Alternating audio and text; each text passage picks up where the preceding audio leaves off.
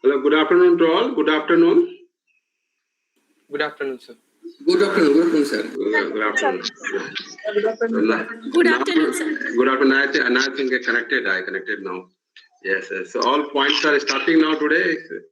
Everybody join. BC sir is coming.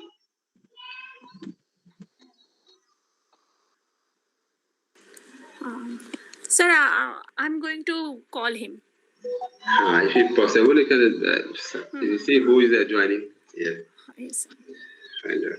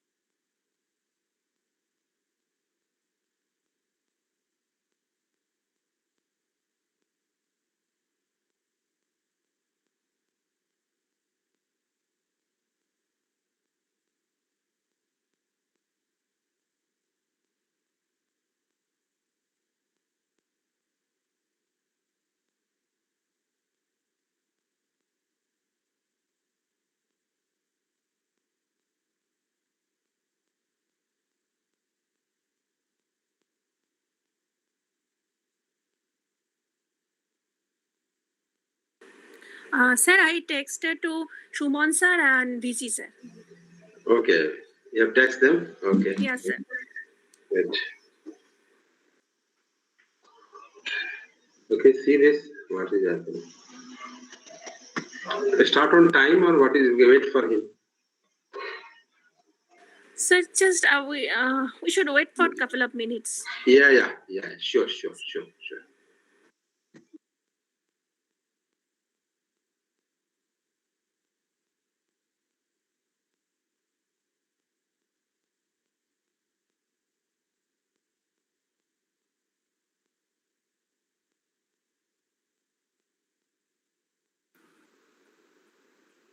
Subham, when VC sir join, you can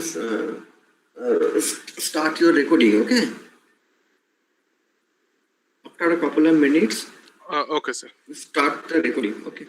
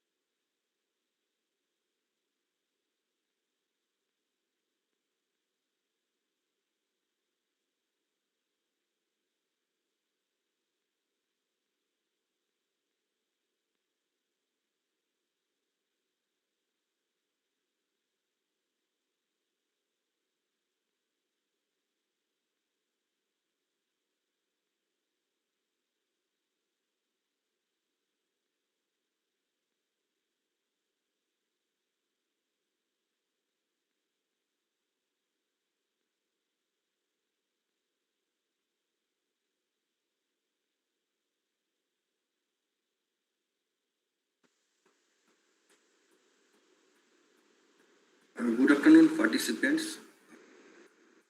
Please wait for a few minutes. We are waiting for our dignitaries, PC sir of Nivedita University and Register sir. Please keep patience a couple of minutes.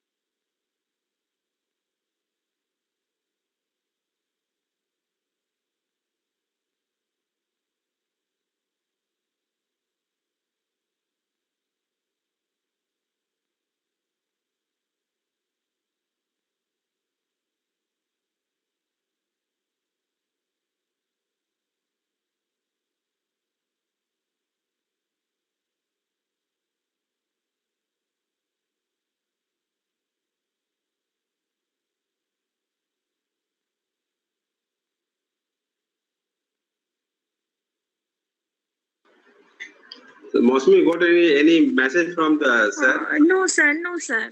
Okay, start now. Let him join if he is. Okay, sir.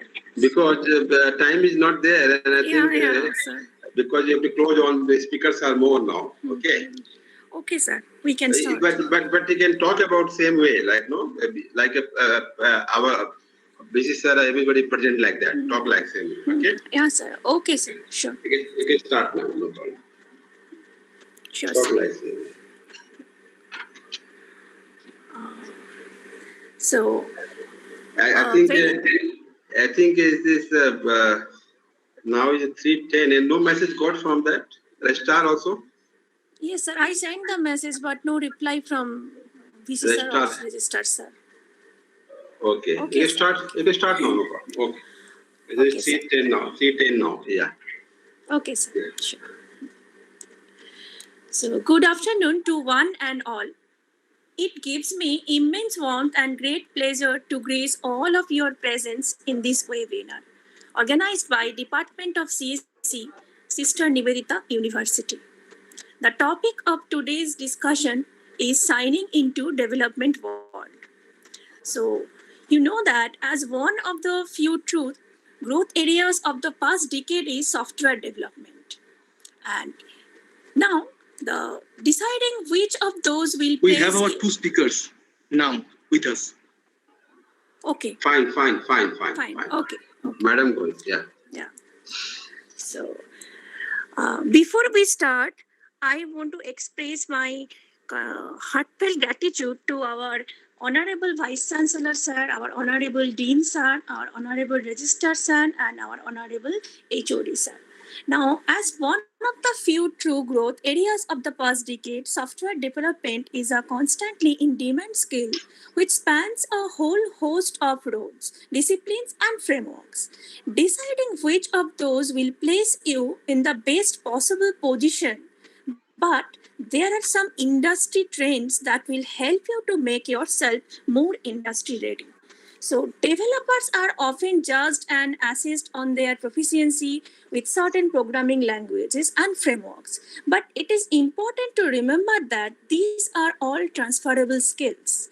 And finally, it is very important to remember that a formal computer science degree isn't sufficient to get a job as a software developer in 2021-22.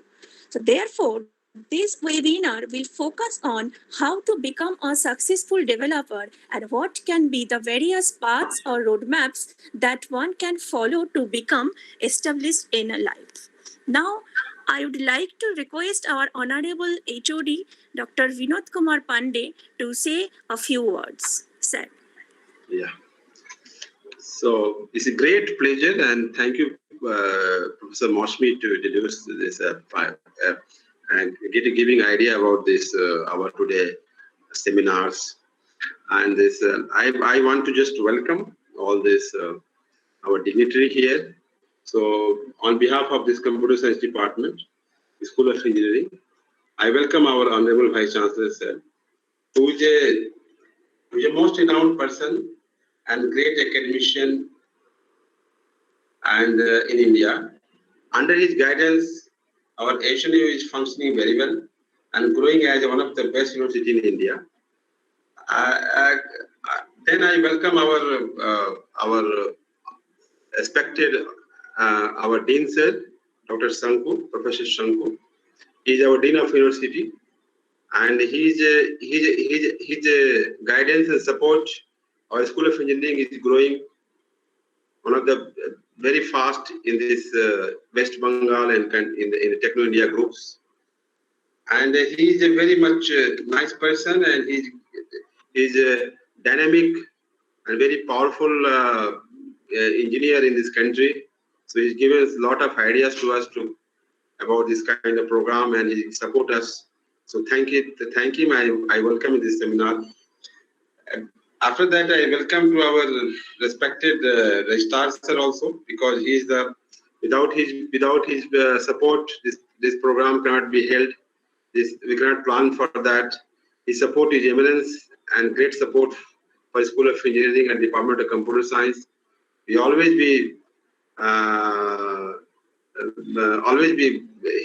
his guide us, support us.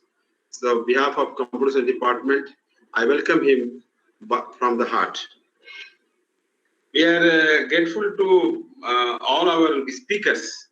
They are for the accepting our invitation on the very short time, and they are agreed to give their speech and lectures on the signing into development world in the seminars. I hope all our participants, they will get benefited, and we also did get benefited, and we want longer relation with our speakers. We want our support always. I want their support from my speakers to our department growth. So again, from my side, behalf of the School of Engineering, behalf of my faculty, behalf of my students, I welcome all dignitary, all speakers for today's seminars. I hope we all get benefited in this new world and new technology, and this. So I'm grateful to everybody. So thank you very much to all, and I also welcome our faculty and our students also. I also welcome our students and participants, and those are present in this seminars. I welcome everybody from my bottom of heart, behalf of my School of Engineering and Computer Science Department. Thank you very much. Thank you so much, sir, for your valuable inputs. So, before we go further, I want to just review the functionality of this webinar. Yes. Your active participation is very important throughout the session. Please keep mute yourself to avoid background noises that may distract you from listening to the webinar. Throughout the presentation, someone from our side will be managing the chat functionality, and you can enter your questions and comments in the question box throughout the presentation. If you would rather ask in person, then you can also use this icon from the control panel to raise your hands during the question answer session. Once you raise your hand, someone from our side will unmute your line, and so that you can ask your questions. Now, I would like to take the opportunity to introduce our first speaker, Mr. Abhinav Jain. So, Mr. Abhinav Jain is the co-founder of Fraser Enterprise, a French startup recognized by Government of India. His startup was awarded as the most innovative startup in the fintech domain by National Payment Corporation of India. He is on a mission to make finance intuitive and ubiquitous to everyone. So Fraser is currently working with NPCI to develop an exceptional bill payment and information exchange solution for India. And Mr. Jain is also working with some of the top banks of India for providing WhatsApp based bill payment solutions. He graduated from MIT Pune in 2020 and then began his journey of entrepreneurship. Ovina brings ideas to life with the help of technology. He believes that with a mixture of ideas and technology, anyone could bring a change in the society and can address the global problems. So, Mr. Avinav Jain, now the platform is yours. Thank you very much, ma'am. Hello, everyone. So, just a second, I'm sharing my screen.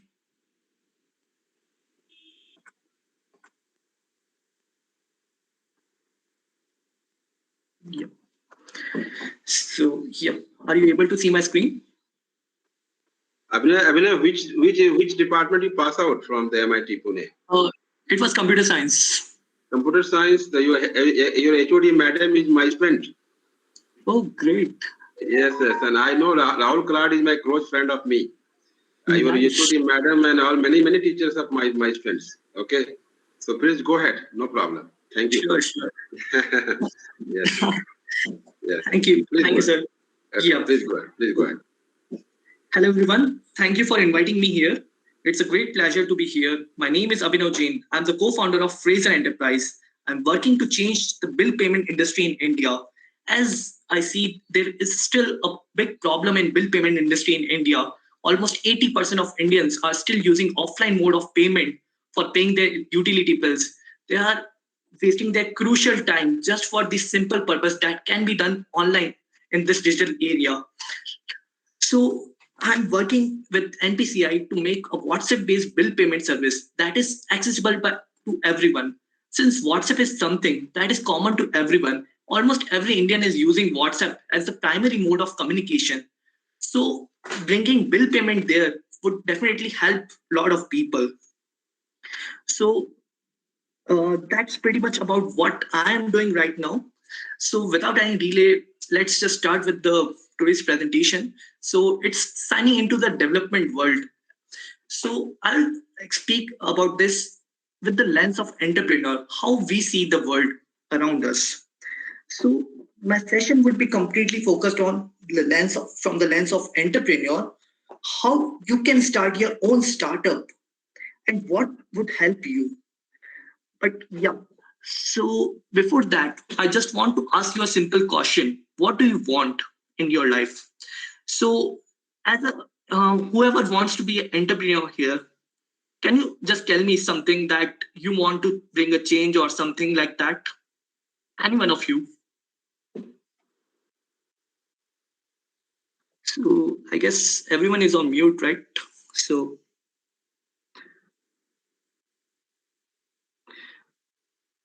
you can raise your hand and your teachers can unmute you.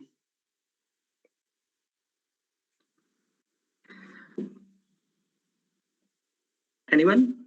Okay, no problem. So let's just, yeah.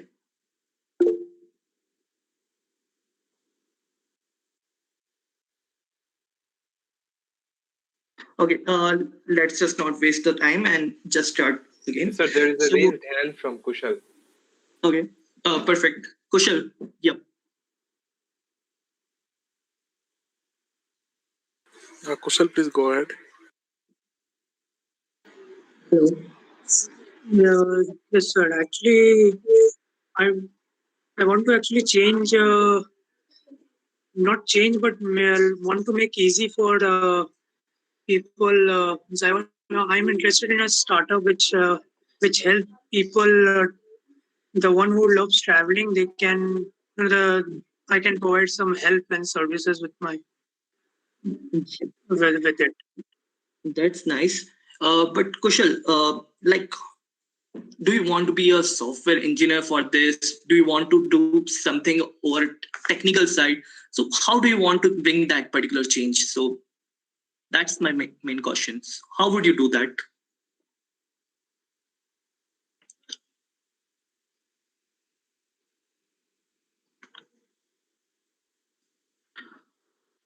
So let's just get going. So Kaushal, before that, yeah, everyone like wants to be sometimes a software engineer. Someone wants to be NLP engineer. Someone wants to be AI ML engineer. So there are a lot of opportunities, but specifically in entrepreneurship domain, like people just wants to bring a change, and for that in technology side there are a lot of technologies that are involved in this.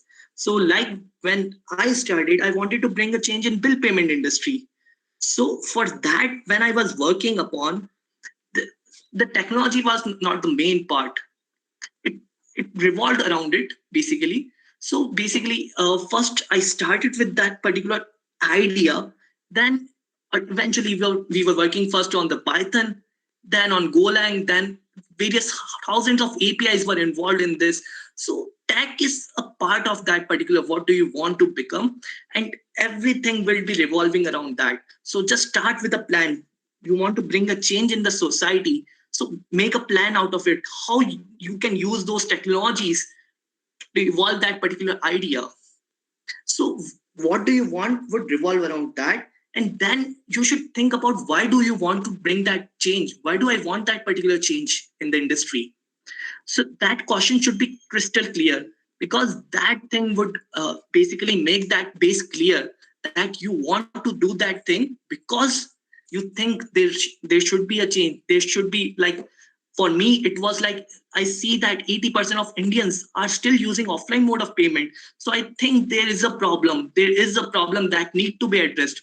And to address that problem, there should be a change in myself, that I am thinking constantly about that. So for me, it was like sleepless nights. I was thinking about what I can do for that particular change.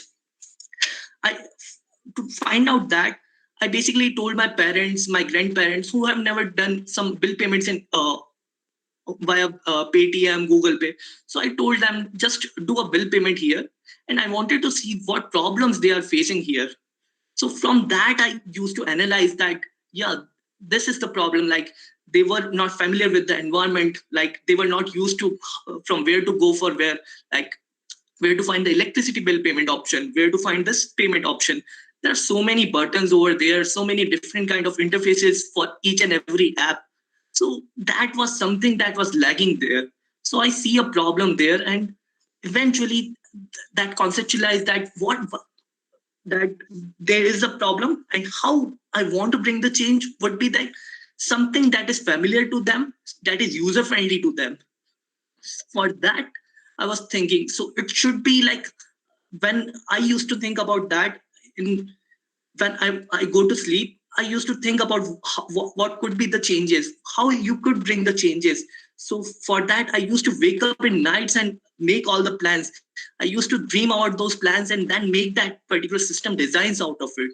So that's how I used to think about those ideas and make those plans. So it was something that internally 24/7, I am thinking about that idea, how I can bring that particular change. And then eventually I came up with something. So how do I get it? So that was the transition. Now I have to think, how will I plan that? How will I execute that? So for first part, it's about thinking about that particular plan. So in thinking process, it's all about like, yes, you have something in mind. You know that you want to bring a change, but what all tax would be involved in this? How many people you have to work with here? What all different technologies would be involved here? So you have to think about all those things. Like, do you want to work on Stack? Do you want to work on Flask? Do you want to work upon Django? And which server you would be choosing, AWS, GCP? So there are a lot of thinking and planning that has to be done. And then comes the execution planning of that thing. So once everything is thought about that you are going to use this particular thing, now you have to plan everything accordingly, that you have chosen this. From this, how would you plan this? What would be the timeline of this, when you could complete that particular project? So that's a crucial part of this journey.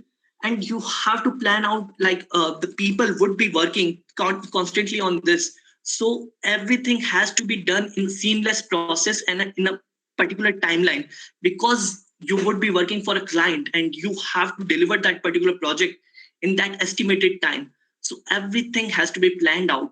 And after that, the main execution start, where you used to code everything. You used to write all the scripts, you used to test, development. There are a lot of stages involved in this particular timeline. So that's how you get into the complete journey of this. But yeah, so what's the right time to start a startup?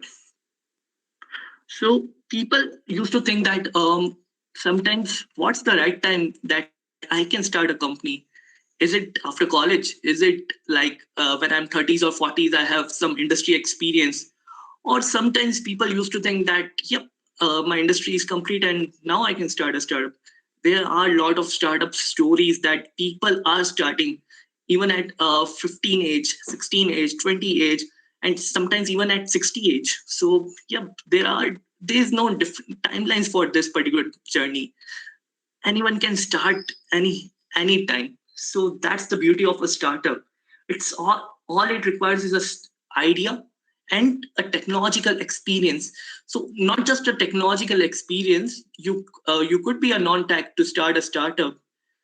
There's nothing like that to start that particular journey, but it's all about, the main thing is the idea and how you can bring the like-minded people to your company or to your idea and join them together to work upon your idea, and then you can bring a change in the society. So the timing is not an important issue. So even if you are graduating from this college right now, or even right now also, you can start your own startup. So that's the beauty of startups. And you will get much more idea once I start with my journey. So my journey started with my college. So I just graduated from my college in 2020. I was working for some innovation ideas. So my friend Abhay, one of my co-founder, came to me and said that there's an innovation competition going on by NPCI, and why don't we take part in that particular competition? It's about changing how we can improve the bill payment industry in India. So I just gave it a shot and just thought of something that how we can do something that could bring a change in bill payment industry. So I just kept on thinking about that, made some plans out of it, and just drafted something. And then it got selected. But after that, there were a couple of more rounds and everything. But while we were working on that particular idea, we eventually, it was a thought process that while we were working on that, we got involved into that particular project. And it was like, we don't want to win this particular competition. If we don't win or if we lose, it doesn't matter. We have to do that particular thing. We have to make this a reality. We want to make this a company. So our thought process completely revolved around that we want to bring a change there. Doesn't matter if we win this competition or not. So once we had that particular idea in our mind, the competition was nothing to us. It gave us a start, but it was like it. Now we are working on that particular project. We won that particular competition also, thanks to NPCI and their teammates that helped us a lot in this particular journey. They met us with various banks and everyone. So we had that particular thinking process that we want to bring that particular change. No matter what happens, that particular thing is the key to our achievement. So that revolved us and that bring us here, that we are making some changes. And there are a lot of people who would help you in this particular journey. Once you have that particular thought process that you want to bring a change, people will come, they will join you, they will push you ahead. There would be some times that there will be setbacks, but yeah, that's the part of journey. You would eventually get to it. So that's pretty much about my journey till now. So few insights from my journey. Yep. So that's an important part no one should miss about. So don't be afraid to share. Like here, a lot of people have different ideas. We all are people, humans who think about different things all the time. There are thousands of thoughts revolving around us all the time. So, but people are still afraid to share those ideas. They think that if they share their ideas, their innovative ideas, someone else would develop that particular thing, and then everything will be lost. So there would be hundreds of people here that would be thinking the same process, that they have think of something. But let me tell you that it's not unique. Sometimes, yeah, sometimes it might be unique, but there are millions of people here, yeah, millions of tech entrepreneurs, millions of tech people who are working in this particular domain, and they might have thought of this particular thing. But yeah, changing of that idea to reality is something that some of the people can do. Only few of the people have achieved that. But yeah, ideas are something that is revolving around everyone's mind. If you have thought of particular idea, someone else might have thought of that idea. So instead of worrying about that, you shouldn't share that idea. Just share those things and make like-minded peoples revolve around you. Once we keep on sharing those things, people comes together to us. So like we were sharing those ideas to banks, we were sharing those ideas to NPCI. There were lots of people we were sharing the ideas. We weren't afraid that someone would steal our idea, because these were the tech companies, some big companies. They could easily make that particular thing. But yeah, still we weren't afraid, because we believed in that particular idea, that only we can do that particular thing.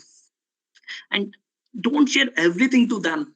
It's not like I have told that share to others. That doesn't mean that you have to share everything to them.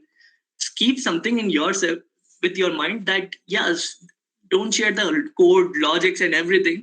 Just share that, yeah, this is an idea I want to work upon.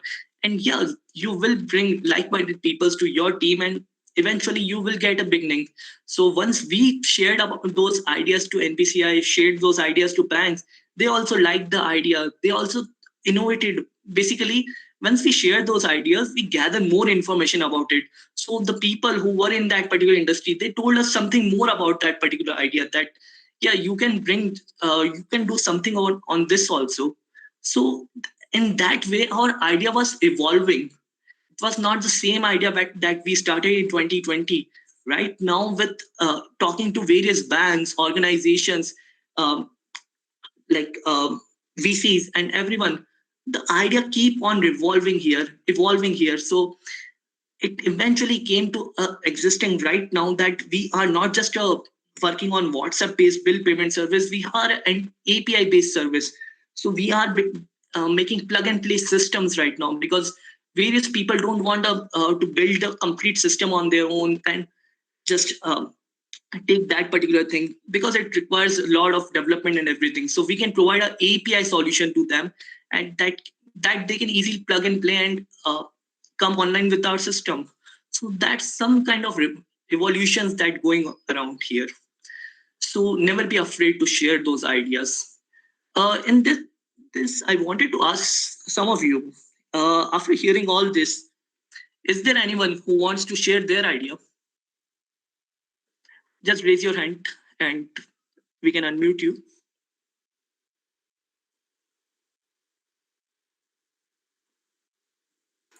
Anyone Yes, who wants Kushal. to share any Kushal wants to idea? share something.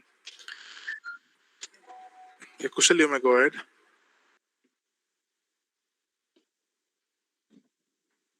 Sir, my idea is to no, my idea is to connect all the means. There are so many students who could not get a good tuition teacher for them for any subject. So my idea is to create, means it's not my sole idea, but me and my friend were discussing that we can connect we can make something that will connect all the teachers to one, and so that student can find a teacher nearby them and with a review that how is like service providing.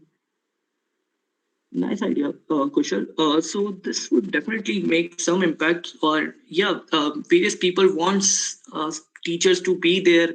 Like in COVID times, Yes. the education platform has suffered a lot. So yeah, this could definitely help.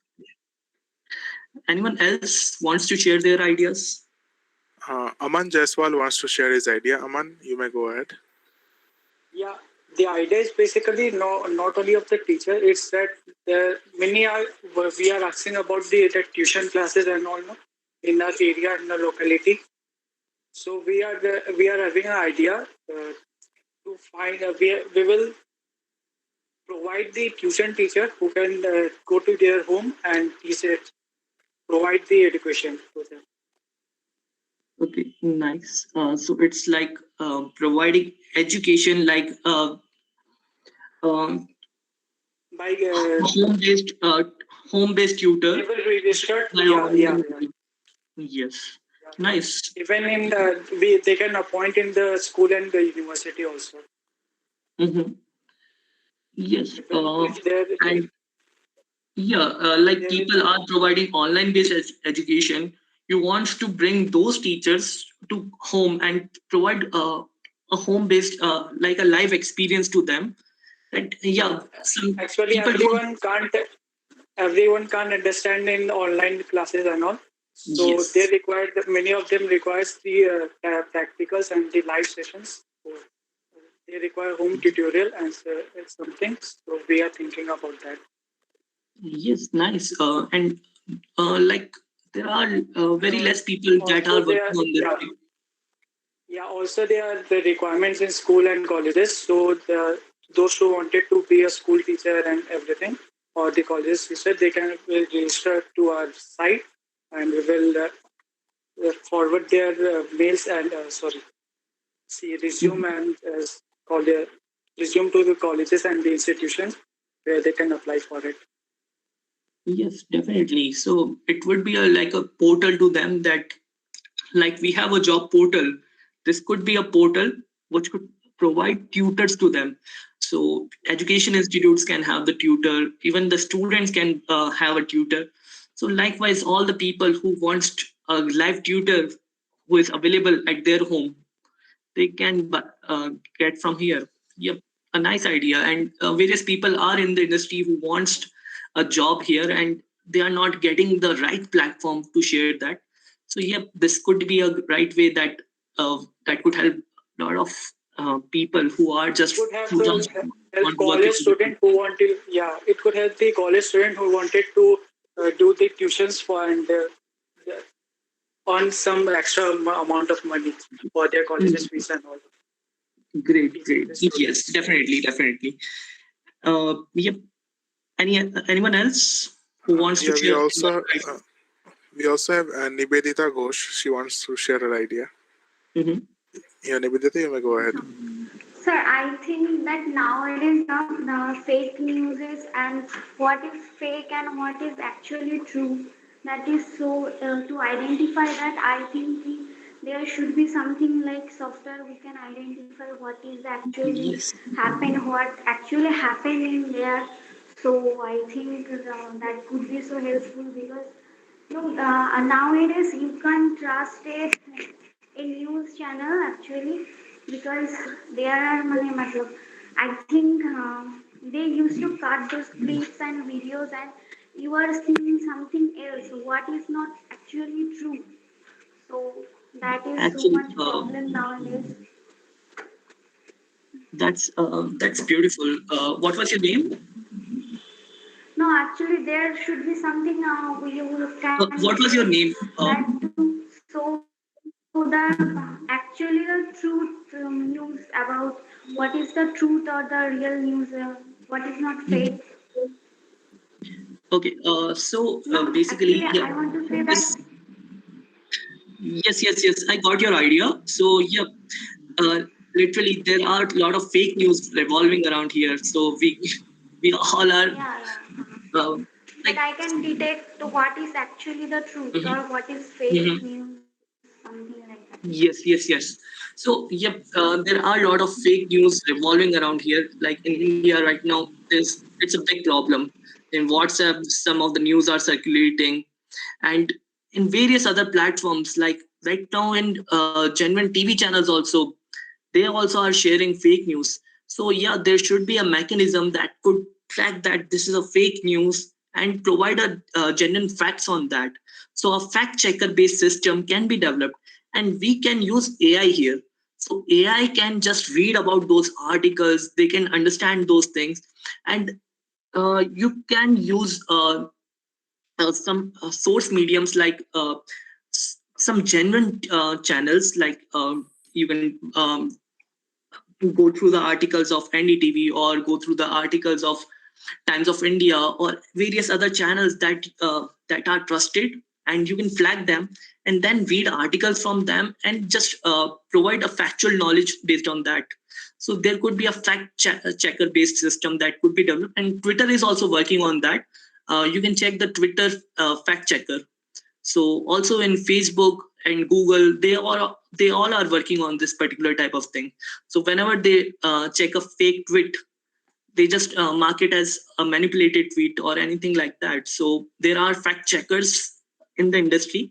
You can explore more on them and make something more innovative in your perspective. Like you want to do something in like a plug and play system, like people can download your extension, and whenever they see a news article, they can just hover around that, and yes, your fact checker will tell them that this is a fake news or this is a fact. Yep. So you can develop something like that. Hope I addressed your question. So yep, anyone else, or we can proceed?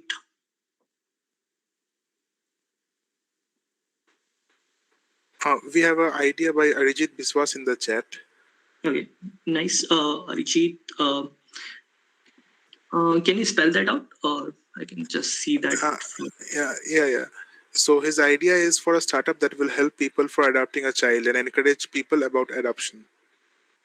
Okay, nice. So people are adopting a child. Yes, that's a great initiative. So yeah, our society is having that problem that people are abandoning those childs, and yeah, Christian universities and everything, they take a good care of that. So yeah, there are a lot of adoption channels, but yeah, there is no adoption online medium, and that would definitely help a lot of people, that if it would provide an alternative way that instead of going their child, they can adopt a child, and instead of thinking about their own child. Yep, that's a great idea actually.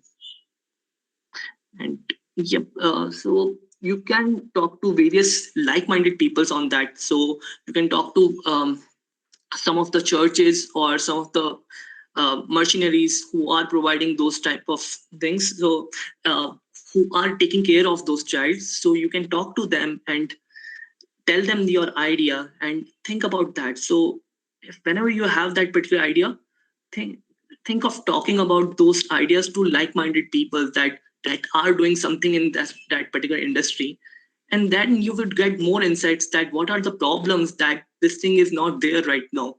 So then you would came across that, yeah, this is a problem, and how you can tackle it, how you can solve that particular problem. So talk about that to various peoples. Yep. So yep. So since we don't have any, I guess there's no idea, so we can just go ahead with this.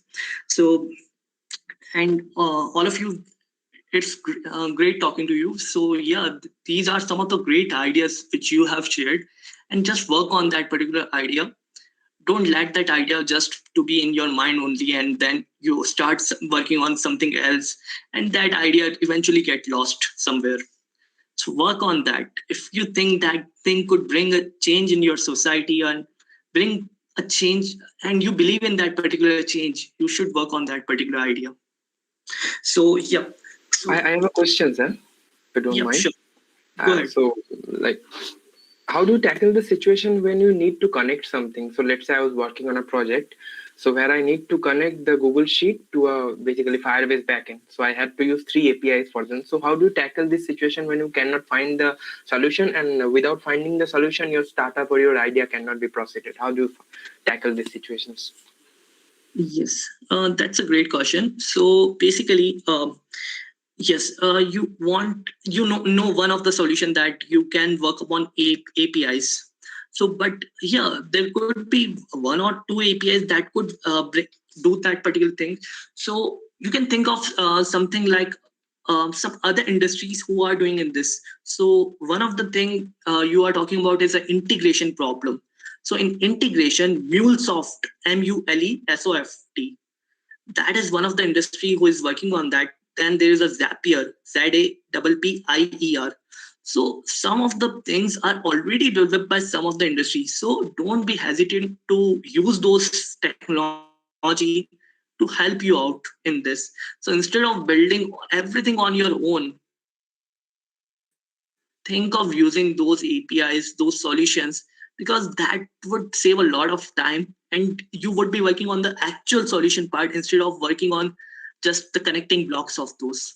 So research about those things like MuleSoft, Zapier. I think that would address your problem. Sure, thank you. Thank you.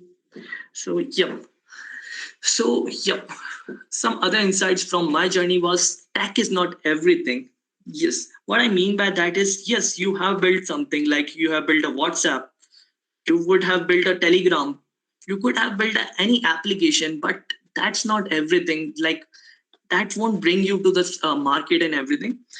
When I went to some of the VCs, they don't, they saw that particular tech, but the caution was not on that particular tech. They wanted to know, what is my business model?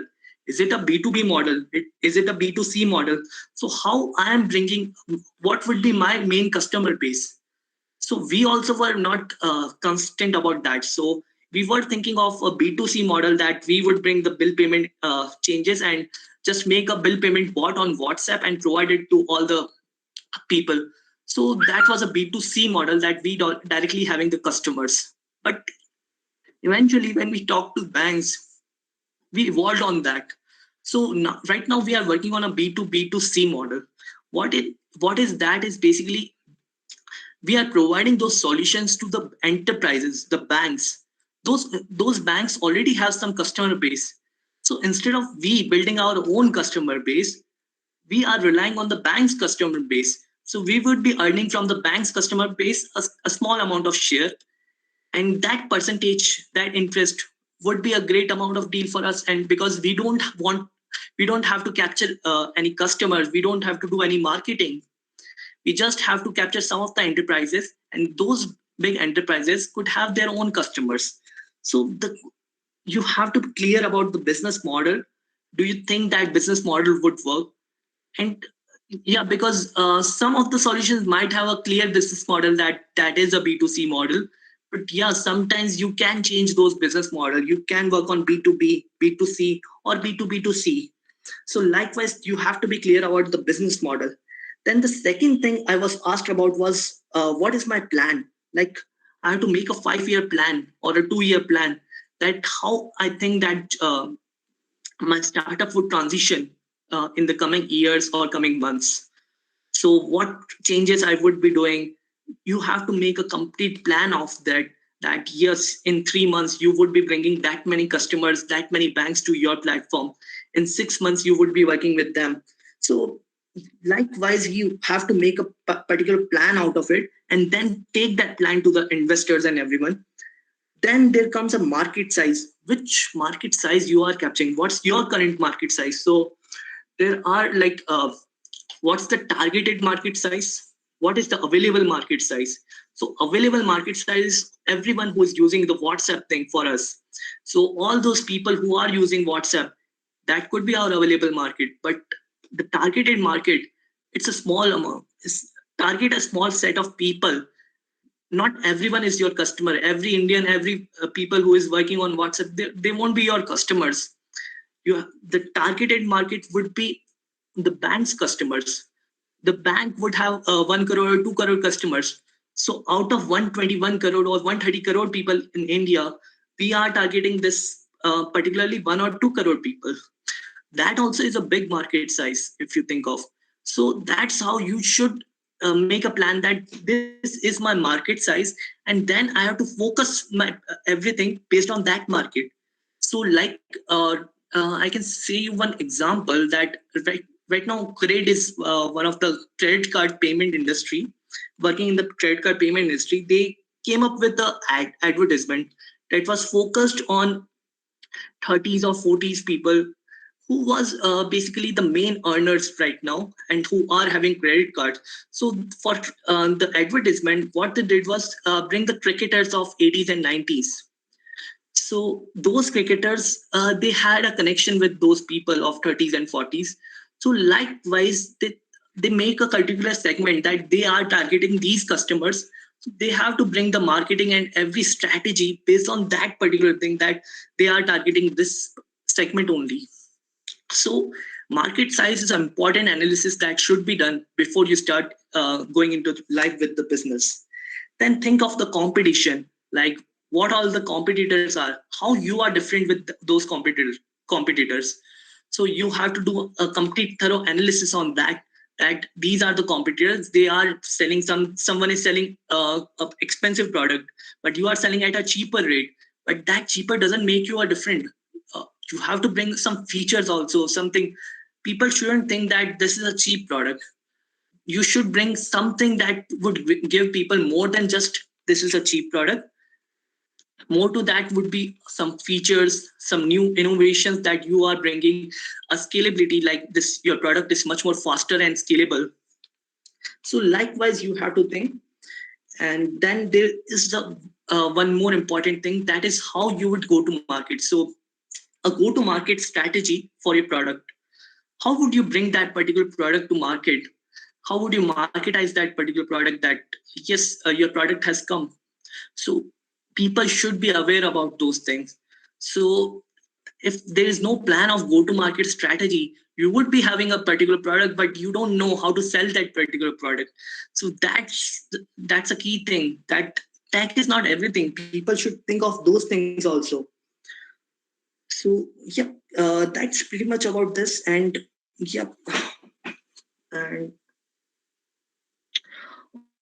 also with that, you should think of how to sell your product and everything. So yep, let's come up with the regulation sides. So in the regulations, there are two type of regulations.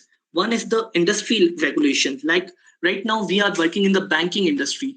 So in banking industry, we have to follow certain localization rules. Like we have to save the data in India itself, all the customers' data. Then there comes other regulations like security. How would be our security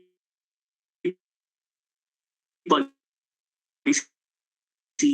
Like we have to whitelist those APIs. So whitelist those IP calls. So when we come to those type of regulations, a lot of our tech is also gonna change, because we thought that that particular tech could work here, but yeah, that is making a lot of API calls and a lot of server calls, and it's breaking some of the bank's security policies. So then you have to bring a lot of changes to those things. So likewise, you have to take care of all the regulations, because those regulations, whichever industry you are working in, their regulations should be followed at the end, because at the end, those would be your governing bodies that would sign everything up.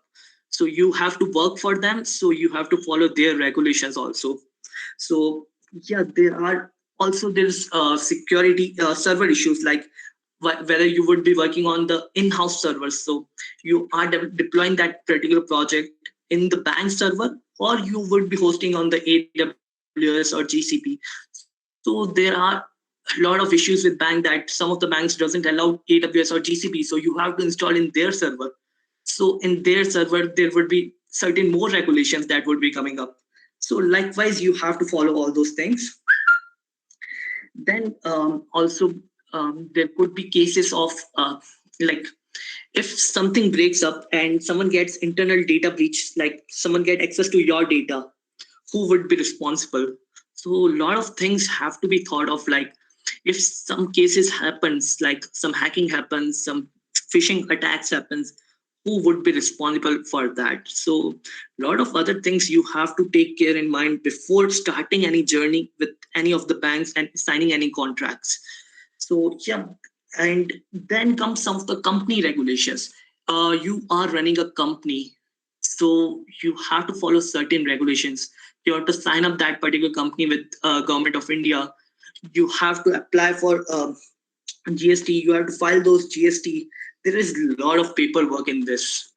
And to be honest, even we doesn't have those ideas. Like, when I started with my co-founder Abhay, we both have tech background, but we doesn't know what all regulations to follow, how to start a company. So with that, we joined with my sister Ruchika Bafna. She's a CA, so she brought this all those things. Like, she took care of all the regulations and everything. So it's just not about all the tech peoples that can start this particular journey. You have to bring a lot of other peoples in financial domain, in different domains, that could help you throughout your journey. Because without that, it's hard, it's difficult for a tech people to think that they would do everything on their own, because it's not that simple. So you should bring a lot of like-minded peoples to the society, to this particular to your journey, and start with that. So yeah, now some of the tips I wanted to give, if you want to kickstart your own startup. So just first one is main is the connectivity. Connect with as many people as you can. Like, you have the mediums like LinkedIn, Facebook, Instagram. Connect, or Twitter. Connect with the like-minded people that you think that are working in this domain. Tell them your ideas, share them your ideas, and just explore more about that. Takes more insights from them, that what they think that could be changed over here, how they are running their own industry. So likewise, you would come across various other things. So connectivity is an important thing. So for us, it was connecting with NPCI. We talk about various things.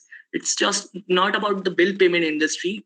We talk about a lot of things, how the banking industry is working, how different industries are working, and how we can bring change into that. So likewise, it keeps on revolving. And when you are working on a particular idea, and sometimes it might happen that you come across a different idea, and that itself was a big idea, and you completely transition your company, your business model and everything to complete different set of ideas. So likewise, when you are working on that particular idea, just connect with a lot of peoples. Then there should be some startups, like startup um, technologies and everything that you can work with. So MET India, that's the Ministry of Information Technology, could provide access to technologies like AWS. We also got access to FreshChat. So these all things could help your startup to give a kickstart. Like, you would get free credits for AWS, GCP. So likewise, it would definitely help you a lot in your initial journey. And Startup India also provides a lot of help. Like, they can provide you free GST, so you don't have to pay GST for X many years. You would get a refund for your patents, like 80% reduction on those patent registrations. Also, there's iStart India. Like, these are the incubators who could provide you much more support. They would provide you help with industry people. They would provide you some place where you could all work together free of cost.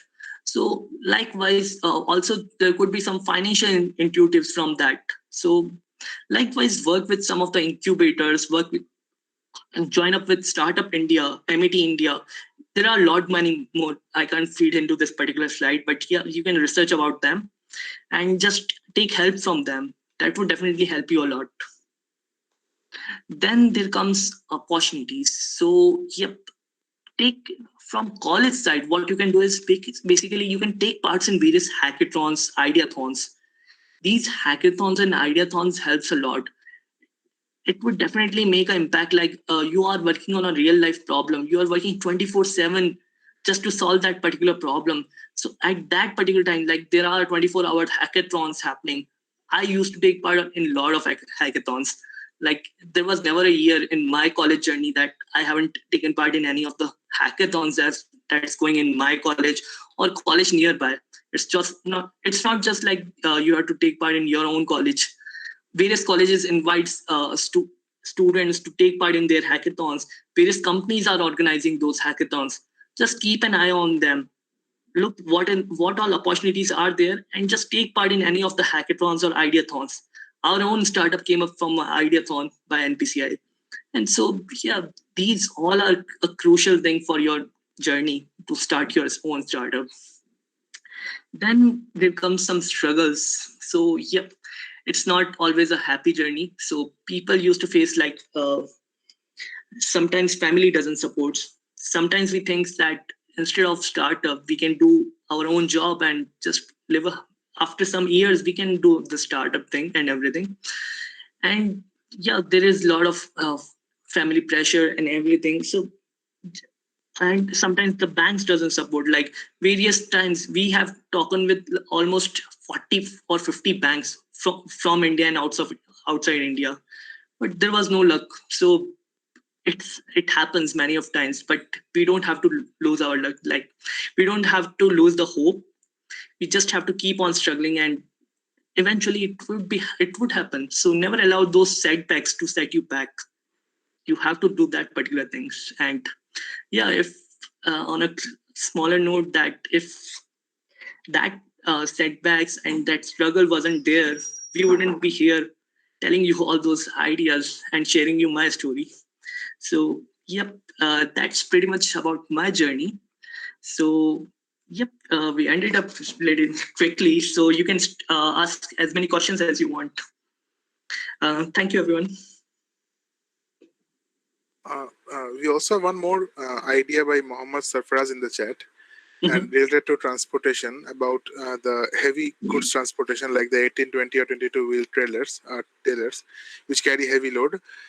So one of his relatives has this type of transportation, but he has experienced that they have to take help from brokers who take a large amount of money from both sides. So he wants to make a platform in which brokerage charges can be minimum as possible.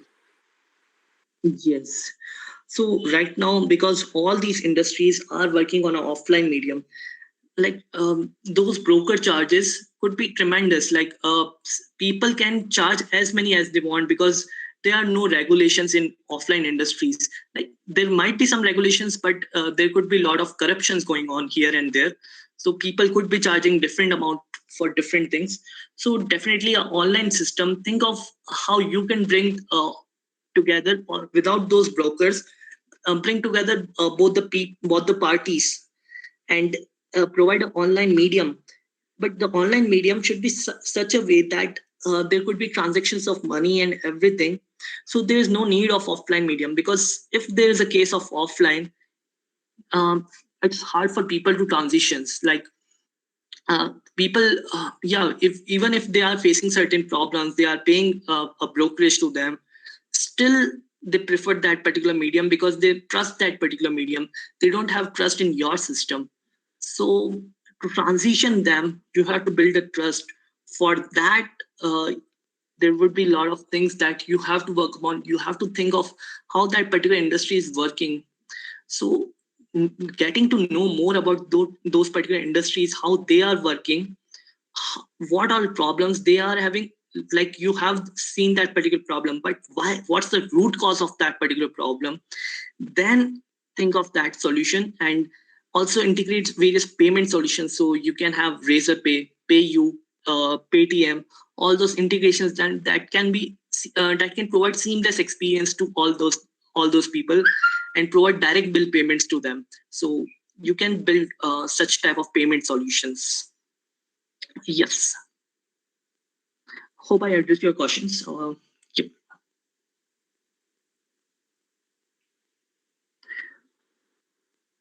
Any other question? Yep.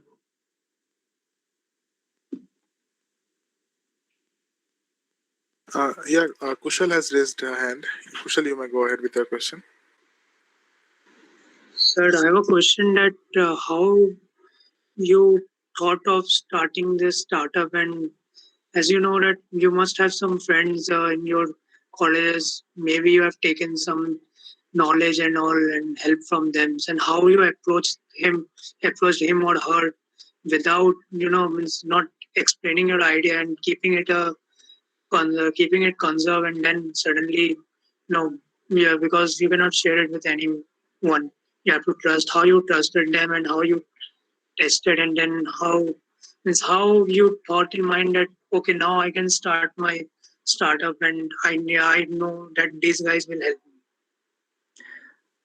That's a great question, Kushal. So one of the main thing which I told about was I wasn't afraid. So I wasn't afraid to share my ideas, even if it takes a lot of things. Like yeah, someone could have copied that particular idea, but it's not like I'm sharing every bit of that. If I have made particular codes of them, or if I have made yep, I know the entire logic of that thing. But yeah, from at a high level, you can share all those ideas. It's not like something is completely unique about those ideas. At a high level, everything works similarly. So yes, you can share those ideas, and you have to trust on certain people that you're not sharing everything to everyone. Like you have your friends with you, you have different people who are working in that same industry whom you can share those ideas. So for me, it was like uh, um, my partner Abhay, he came up with that particular thing that there's a competition. So I shared to him that this is an idea that we can work upon. There is a trust that yep, if I shared that particular idea, then he also trusts that yes, we can definitely work on this, and it's a great idea.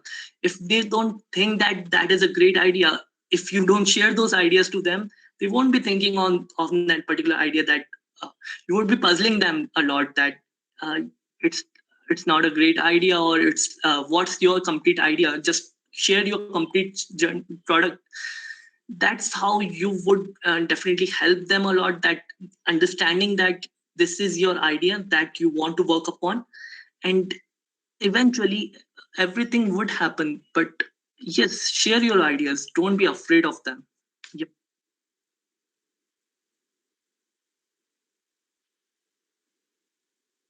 I hope that helps, Kushal. So if we have any more questions, you may write in the chat or unmute yourself and say. Mhm.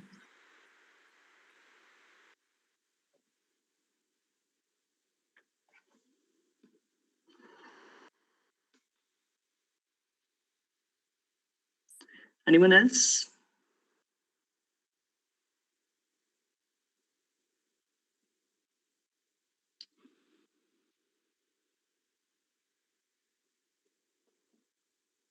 Like telling about those sharing of ideas, also like I previously also told that we also shared a lot of ideas to banks, and that eventually helped us a lot here.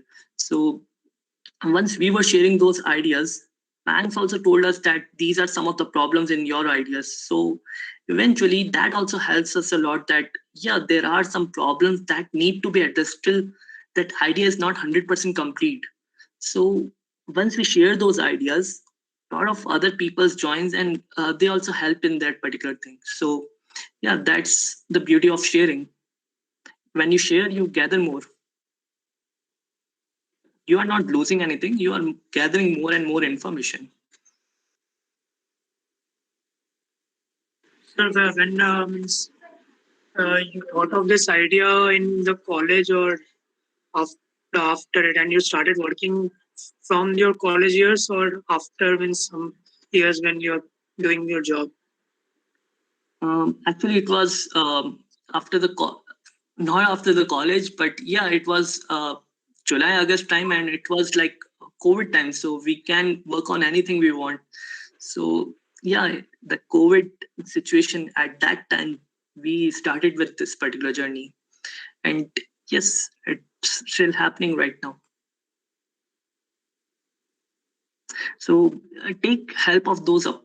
Like yeah, there are situations that we know there are problems happening throughout the country, but take that as an opportunity for you, that you can work right now at your home. You have a lot of time, because after that you would be having, like, for normal people it was like we have to go to college, we have to do a lot of assignments and everything. But right now there's a lot of time you are getting. So take uh, take that as an opportunity and bring something. You can work on anything. Like after the COVID situation is over, you would be going back to your normal life. You would be meeting friends. There would be very less amount of time you would be spending on yourself. So right now there is a time that you can spend on yourself and make something out of it.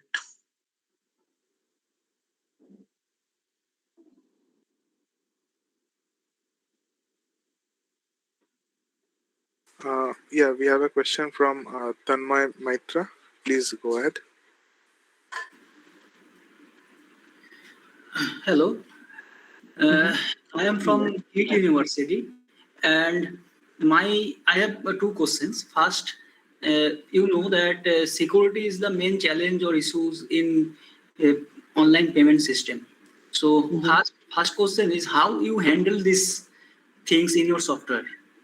First one is for communication security in communication and security in database. Lots of security aspects are there in online payment system. First, how you have handled these things? Nice question, Tanmay. So first thing is take more and more understanding on how the security is working right now. So at the initial level, there would be a data security. For data security, there shouldn't be a phishing attack or proxy attacks. For that, what we were doing is we were taking help of WhatsApp. WhatsApp is end-to-end encrypted. So we didn't have to work upon that. Someone else would be sending us any particular request, or someone else could hack the particular what all information are transferring to that particular channel, because it's transferring from WhatsApp. So we didn't have to worry about the end-to-end encryption part. After that, when we are making the actual payment, there are some things like in AWS, there are a lot of things that could help you throughout this particular thing. So you can work on secure shell connections. Then there could be while we were using Razorpay, there were whitelisting and everything that could be done over here. So all the transitions and everything are happening from a particular IP address that is allowed to the system. So likewise, there are a lot of security, like what all IPs could be accessed, what all things can be done. So yes, relatively, you would get what amount of security you want to provide in that particular system. So likewise, you can work upon that. And then there are also checksums that can be developed in the backend. Okay, second question is, you have used the existing solution for security in your software, or you have developed your own security algorithms, or develop a security algorithm and incorporate in your software?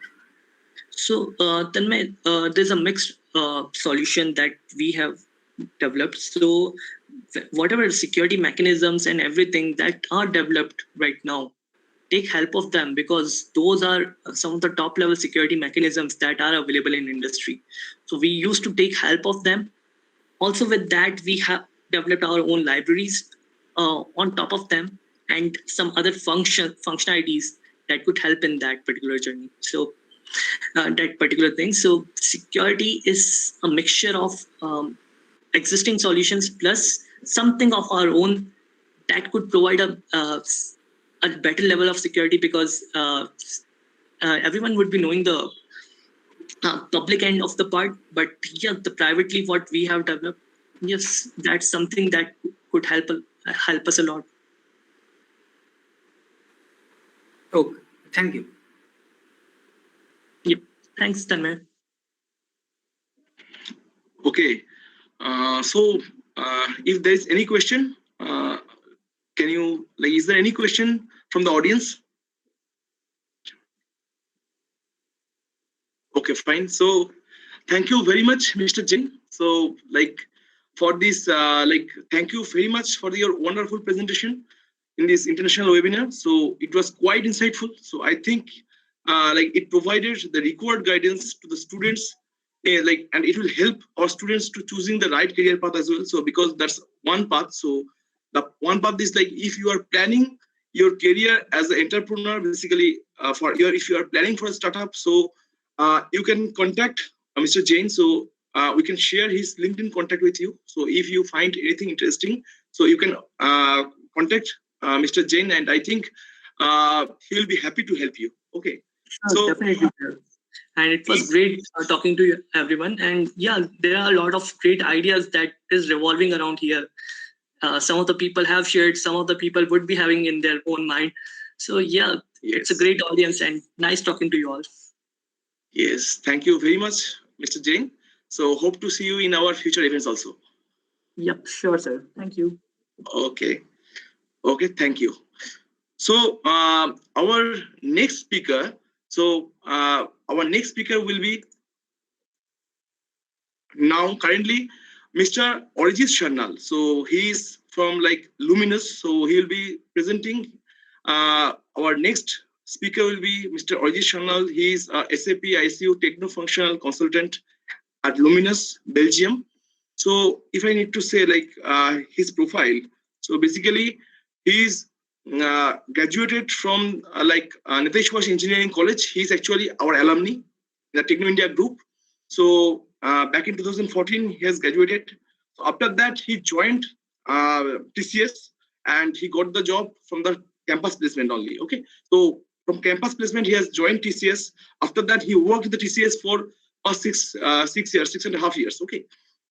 And out of that 6.5 years, so he has worked in the on-site. So he has worked on-site in the Belgium for more than 3 years. Okay.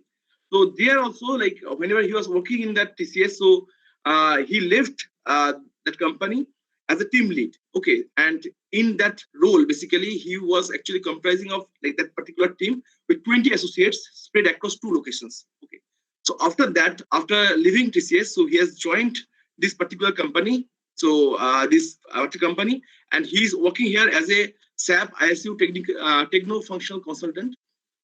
So I would like to introduce Mr. Arijit Sharnal. So the stage is yours, sir, please. Hello, can you hear me? Yes, I can hear you. Okay. And one more thing, sir. One more thing. So if you guys have any questions, like yes, this particular this speaker has a lots of experience regarding if you are working in any this IT sector based company, TCS, CTS, IBM, Wipro, so this kind of company. So if you guys have any question, how to go on site, what are the things you need to know about working in TCS or CTS or this kind of company, so you can ask all the questions like on-site thing, how to switch, when to switch. Those kind of questions will be answered by our next speaker. Okay. So, sir, please. Yeah.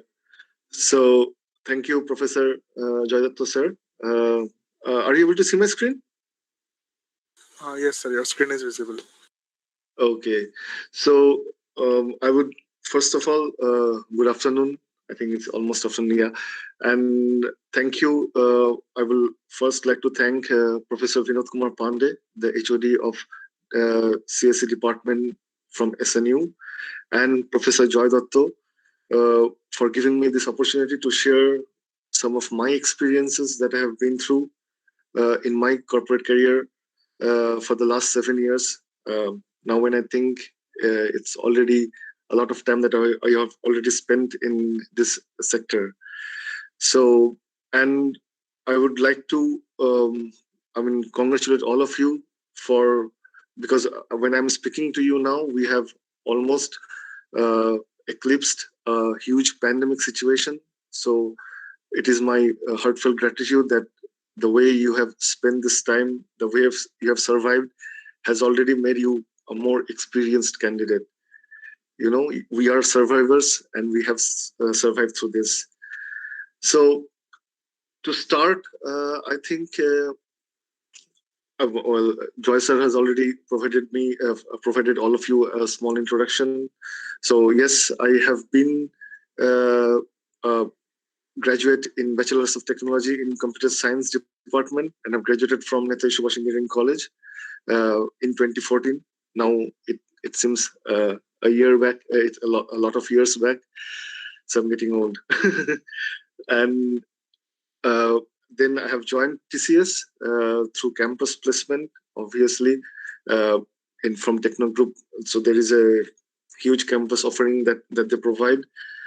And yes, after 6.5 years of experience, I've propagated from a trainee, associate trainee, just like you people, and you people will be in some of in 1 or 2 years, and have experienced a lot of things. So yeah, I will take my journey through it, and I also would like to address some of the key points that you would need to know, or it's a good head start that you have to you can get via this seminar. So this is my LinkedIn and mail. You can, if you have any questions, obviously you can contact me via these channels. Yeah, so let's begin.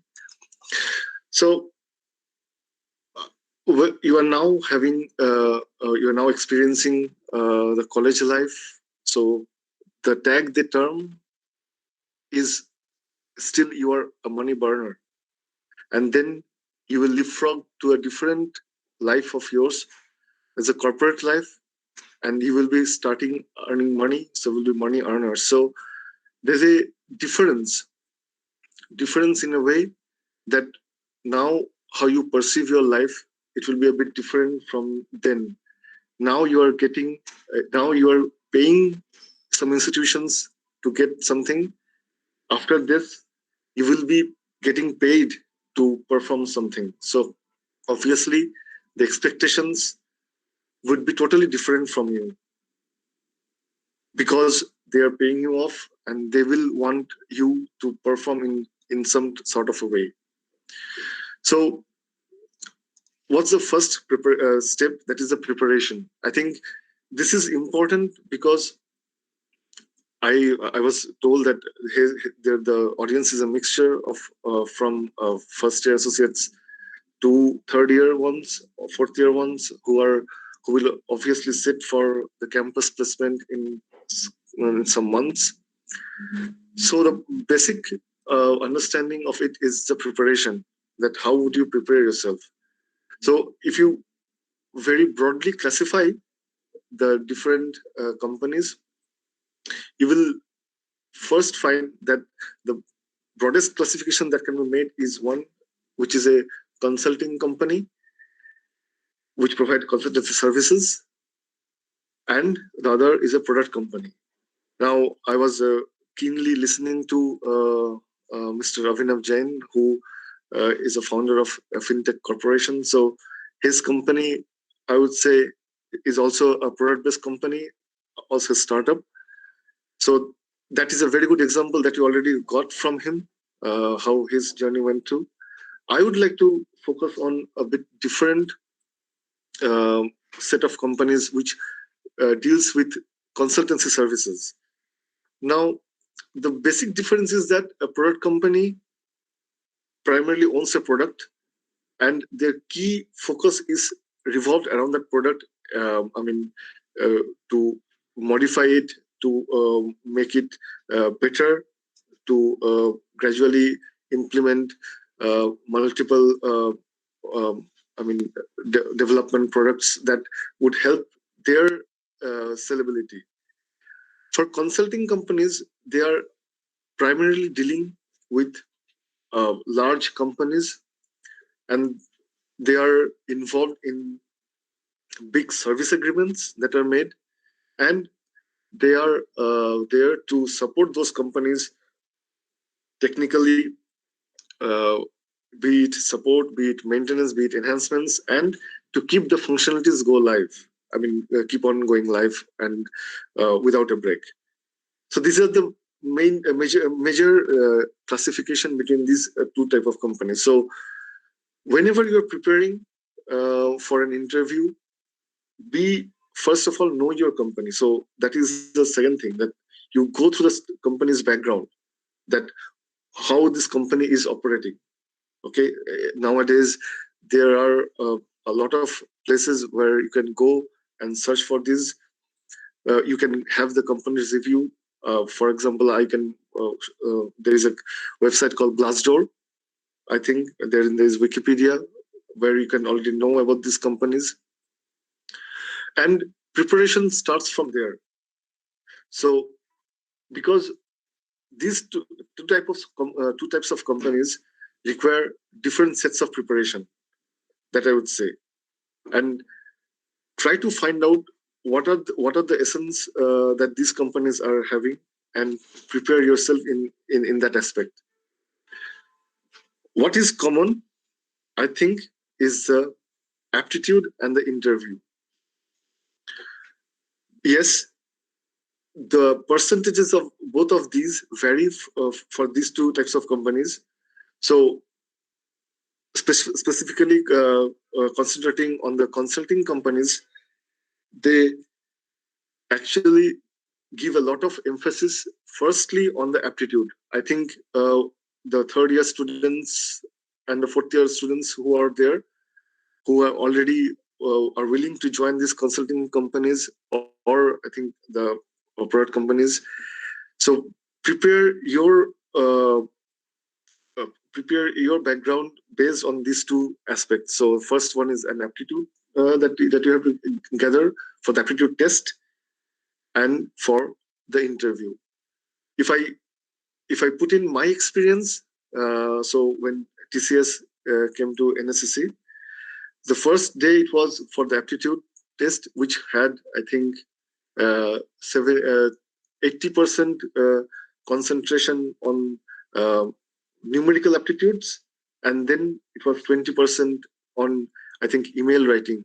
I don't know the latest format, so that's why I say that keep yourself updated with whatever they are doing right now. Once you clear that, then comes the interview part. For the interview, the preparation is similar. Whatever they know that you are a fresher, they know that you are a college pass out, so they won't ask you anything which you will not know. The problem arises is that people often tends to underperform. It is very much probable that people, when they are sitting for the first time, they get nervous, tensed. We are human beings, right? So these are bound to happen. But again, we have to overcome our failures. So interview, in a way, prepare whatever subjects that you are already going through. So that is a big plus. They will try to push you to see how you react in an interview. So interview is not always the knowledge that you have. It is also a presentation of what you know. Okay. So not always the most knowledgeable gets through. Okay. So it is a mix of knowledge and how you present that. For product-based companies, or if you are joining a startup, they majorly focus on, because I think majority of here, I think, is from computer science department.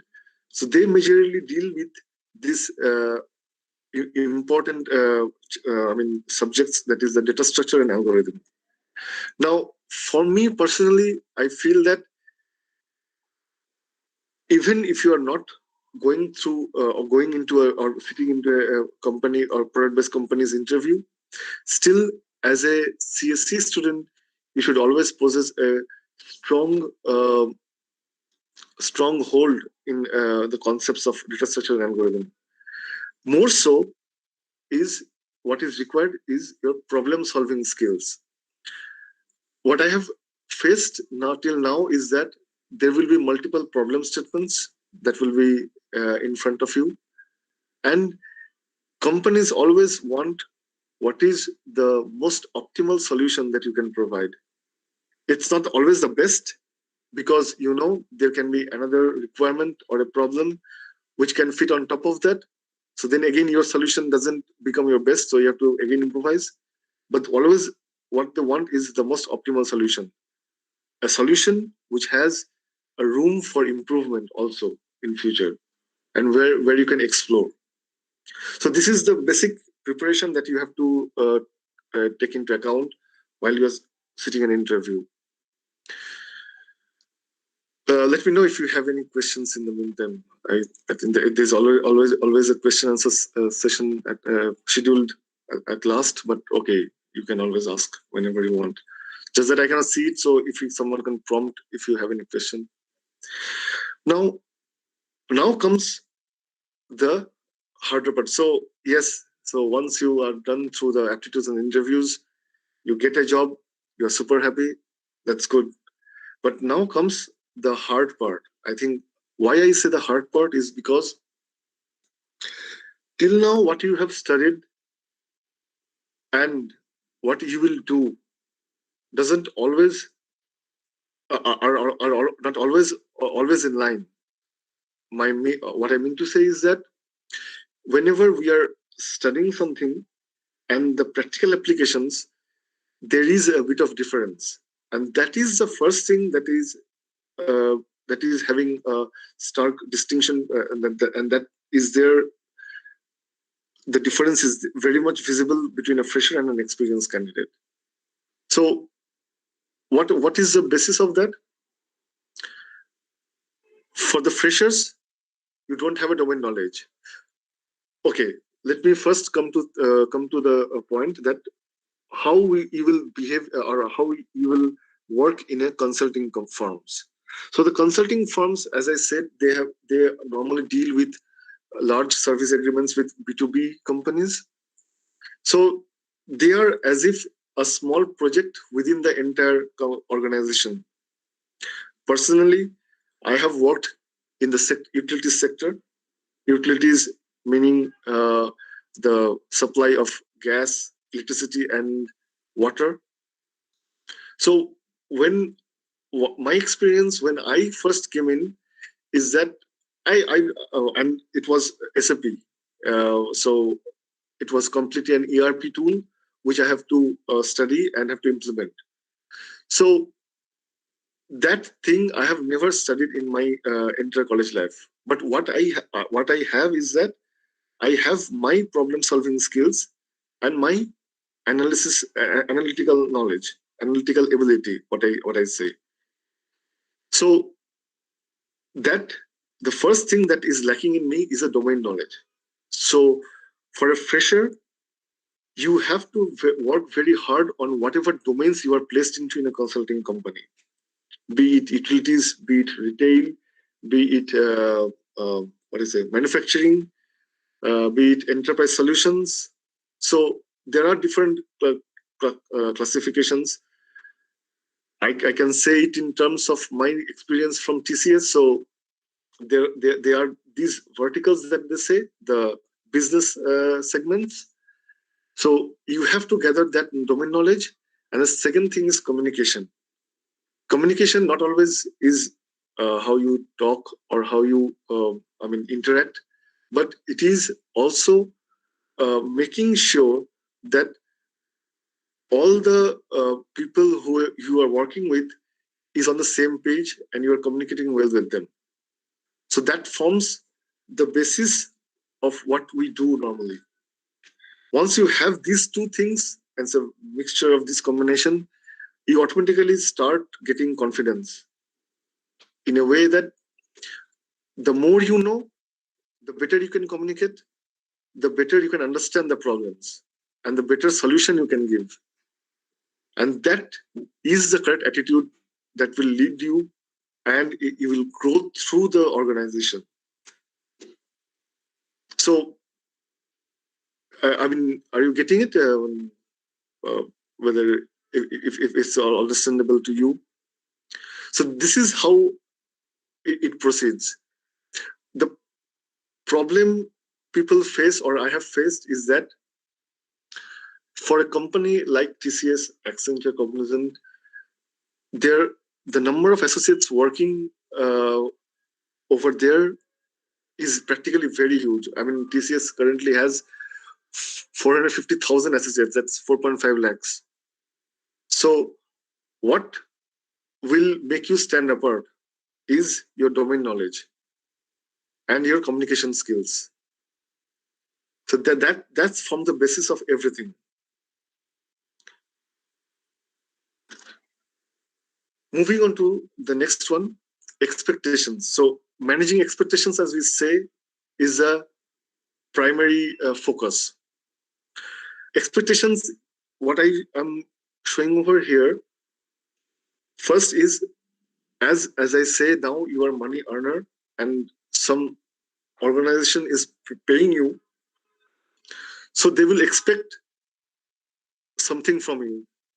And I think you can also align your interview questions accordingly. So what does they want to see? That you have a basic skill set with learning capabilities. That means whatever you have worked on in college or whatever you have studied in college, you should have a very clear understanding that from those things. Okay. Next is that you're they want to see that are you committed or not, and you are aligned, and your goals are in alignment with company's goals or not. So that is also a second point. Next one is that they will always try to see that if you have a can-do attitude or not. Can-do means whatever is thrown at you, you should not be perplexed, or you should not be worried about that you are not able to do it. This is solely possible once you gain a good domain knowledge. And then you automatically start feeling that, okay, whatever is thrown at me, with my knowledge and with my abilities, I will be able to solve that. So this is a prime point that you must focus on. They also see whether you have leadership qualities or not, because at some point you have to grow above your technical skills. Because once you are a bit experienced, people or the corporation's expectation is that you start managing a team. And managing a team means your team may vary from a person who is a fresher to a person who can be 10 years experienced. That is also a point that I want to state, is that when you first enter a company like that, you will be feeling perplexed, is because you are a fresher, but you are reporting to a manager who is having 18 or 20 years experience in the field. So you have to talk with some respect. You have to show so that is a mutual thing that you have to show, and you gradually learn from those persons also. So, and you induce yourself or you enable your leadership qualities with that. Next thing that they expect is that whatever job that you will be given to do, or whatever task that they will ask you to perform, you have to deliver those things in such a way that you take pride in it. For me personally, I have always felt that whatever small or whatever negligible or insignificant the work is, if I am delivering something, it should be with a touch of my uniqueness, and it should be something that I'm very much proud of. Because once you get a hang of that, you automatically start learning gradually and towards to achieve that goal. And then last thing that they want to or they expect from you is if you're a team player or not, because you are not outside of organization, you are inside it, you are a part of it. You grow, your organization grows, you grow. So you have to move as a team player. And that's why it is very much important that you communicate with your team members. They will be seniors, they will be as batchmates, there will be other associates. You have to interact with other members of other teams. So you have to have that essence of the inclusivity. You are not excluding anyone. Okay, so that is also a prime aspect that they expect. Now, the next thing is that for me, what I have considered the most important is that, learning never stops. The reason is because once you get into an organization and you get into one domain, it's not mandatory that you will be hooked to that domain. And I can tell that from my experience from TCS, what I have already known is that the majority of the consulting companies, which are primarily mid-sized to big-sized companies, have an extensive learning portal. In TCS, there is a concept of T factor. The T factor is actually acclaimed in the entire IT industry, that whenever you complete one course or you give a completion exam, then your T factor increases, and that you can actually put forward in your CV. So I'm talking about TCS, but any companies that you join, even also it's not only the consulting company, the product companies also, they have a huge database for a learning portal, and you can also acquire certifications from there with whatever you are learning, you are doing, the domain you are in. But primary thing is that they always focus on e-learning. So e-learning means there will be, n number of documents provided to you. You go through them. There will be, I think, some sandbox systems where you can actually practice, and you can implement your. You can test. You can see whatever you have learned is working or not, and it is completely self-driven. I think you can already start thinking like this, that from now on, there will be no professors, there will be no mentors who will be teaching you something. You have to step up on your own to learn something, and at your own pace. So that is also very important. You don't have to fight it out with someone, that someone is learning something at a fast pace, and so you have to do like that. No, it's your pace. You learn that, you complete that, and you implement that. That's what is required. And from my practical experience, what I can say is that when I first joined TCS, when I first joined my first client, that was NG. It has been the second largest energy retailer in the whole world. So you think about the customer base. And I was inducted in a team which is utility specific billing and invoicing. So and they cater to almost 50% of Belgian market. So 50% of Belgian people or Belgian households who are getting their energy bills and invoices. I was there. I was among one of them who was back there looking into the technical aspects. So that's how you understand. That's whenever you think like that, you will start including yourself more into the work. That a single mistake or a single fault can impact that level of customer base. And when you think like that, it's not a bad thing, I would say, but it should actually drive you to learn in a better way, that you start providing better solutions. So when I was inducted in the billing and invoicing team, I started gradually learning what are the other teams working on. So it is a metering team, it is the invoice, it is a printing team. So my learning never ended over there. And gradually, when you start learning those things, you start to expand your knowledge base.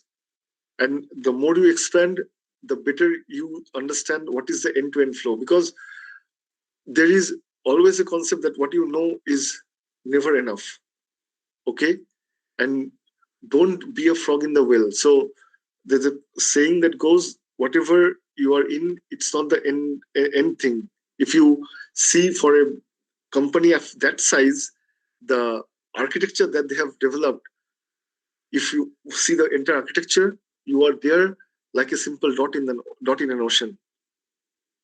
Because for a company, for example, if you take Airtel or Jio, those are, I think, the leading companies in India. So what do you think what they have? So first of all, they have these user interfaces, they have middlewares, they have backend, they have databases, they have integration through various technologies, and all this. But you will be working in a single team. So if you keep your focus only over there, it is not enough, what I think.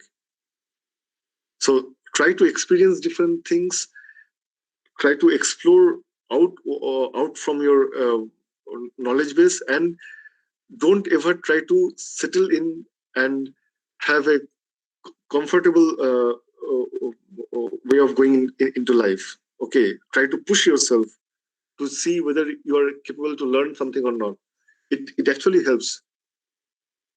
I'm speaking from my experiences, but okay, but I know that to whomsoever I have spoken in the last 7 years, there were many people who have a lot of experiences. They always say that try to push yourself if you want to grow. It's and a rolling stone gathers no moss, as the saying goes. And the last thing that I say is that now when you are in third year or fourth year, you're also planning for masters, but there are also masters programs via the corporate companies. And the advantage is that they will allow you to study for the master's program while keeping the contract. Obviously, you will not be they will not pay you for that time, but when you come back after completion of the courses, they start providing you higher packages, and that is within your company you can explore. So this is always an ongoing process. So never think that your development will end. Your development will end only if you think that you are ending it. So comfort zone is a no-no.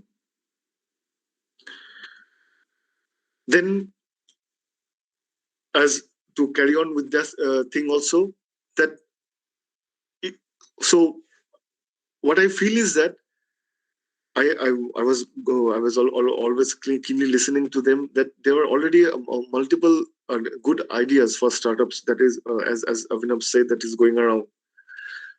But what will the other person or the other members do?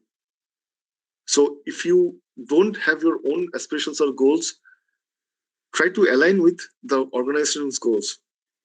Maybe after some time, you start thinking and you start acquiring your own personal goals. Because it happens. It is not a what do I say? Not a downside to not having an aspirational goal, because you are having a lot of avenues in front of you, but you can be confused which way to go.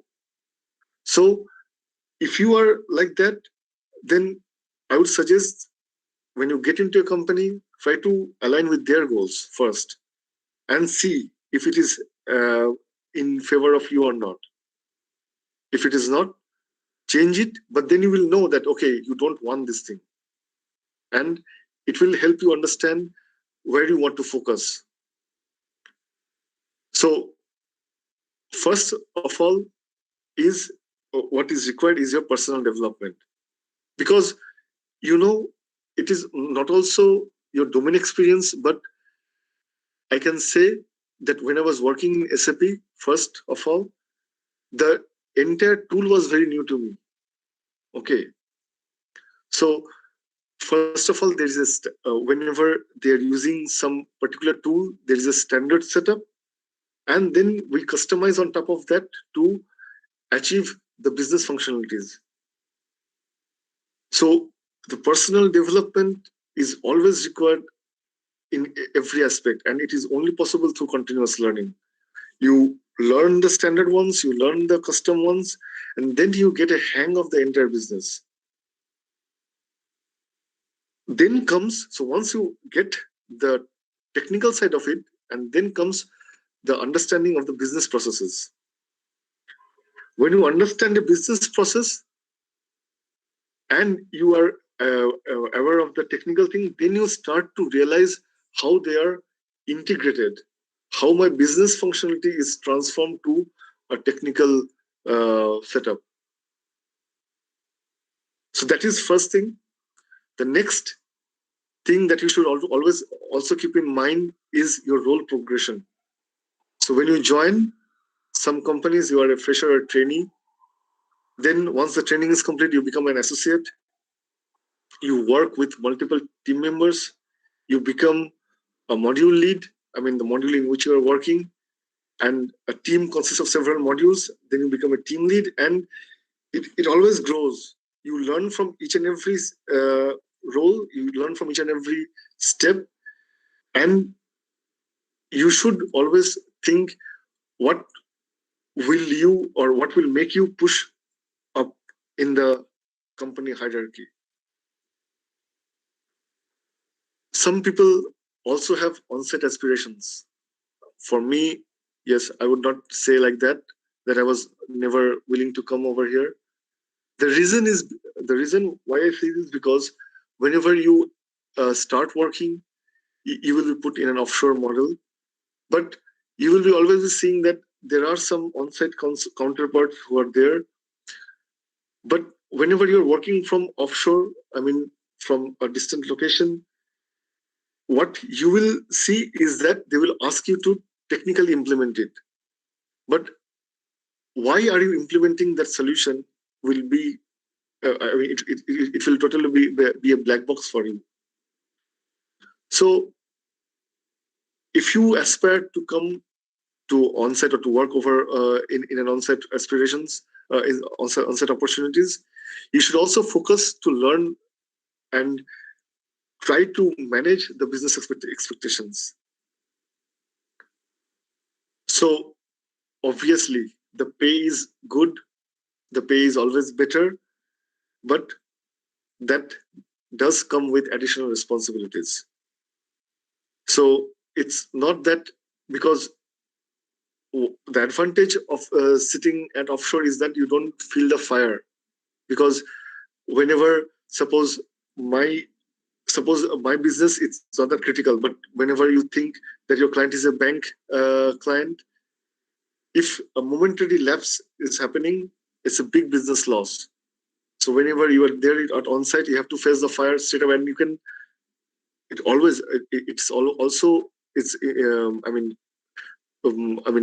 contributing to your experience. But you know that learning is also important. In offshore model, that sometimes you often don't get the idea that what's actually going on. So that is also a thing. So when I came at on-site, I was not doing anything very much different from what I was actually doing. But now I understood that why I am doing something. Why I'm implementing a change. What is the requirement? How it will impact the customers? Because you are directly talking with the business people in a meeting, they give you a very good background of whatever thing you're doing. Suppose today, if Airtel or Jio wants to launch a product, in the back end, there are a lot of things that go on.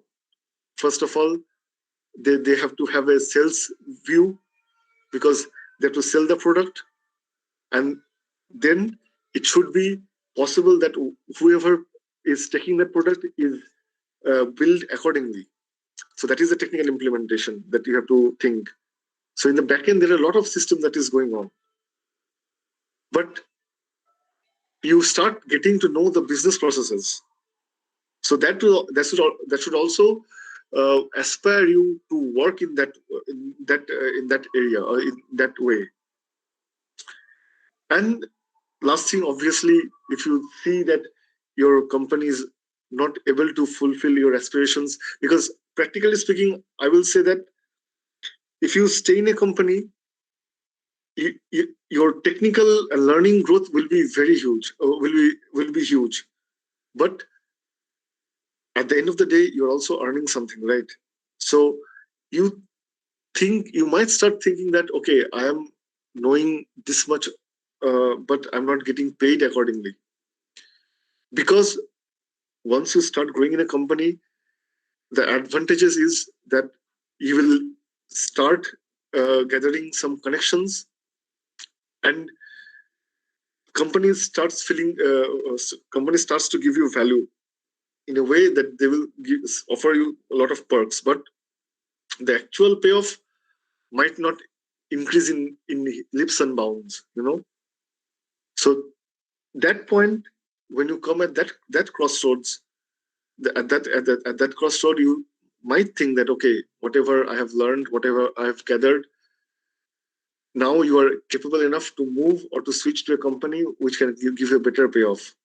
So obviously, you can also work towards that goal. So these are all the possibilities that you can have. Okay.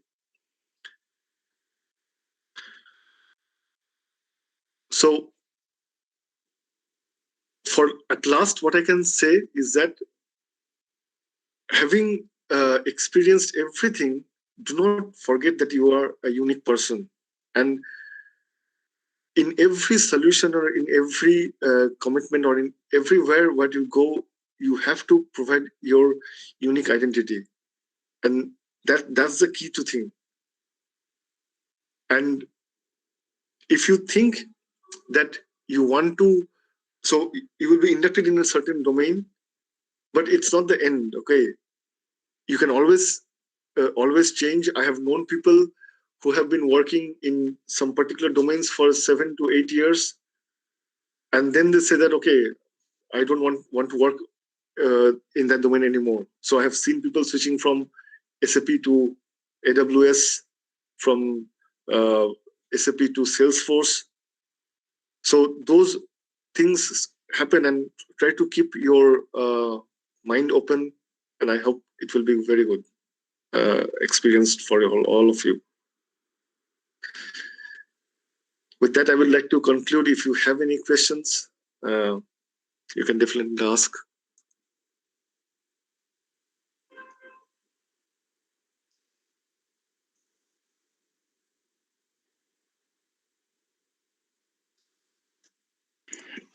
Any questions from the audience?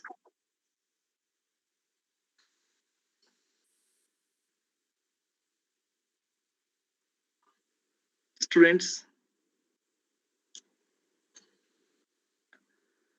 Participants, any question from anybody?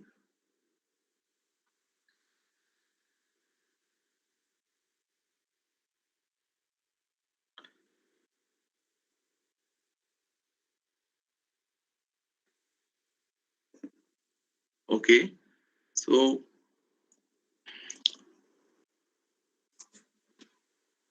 I think there is no question from the audience. So thank you, Mr. Shanal. So thank you for your wonderful presentation. So in this international webinar, so it was quite insightful. So I think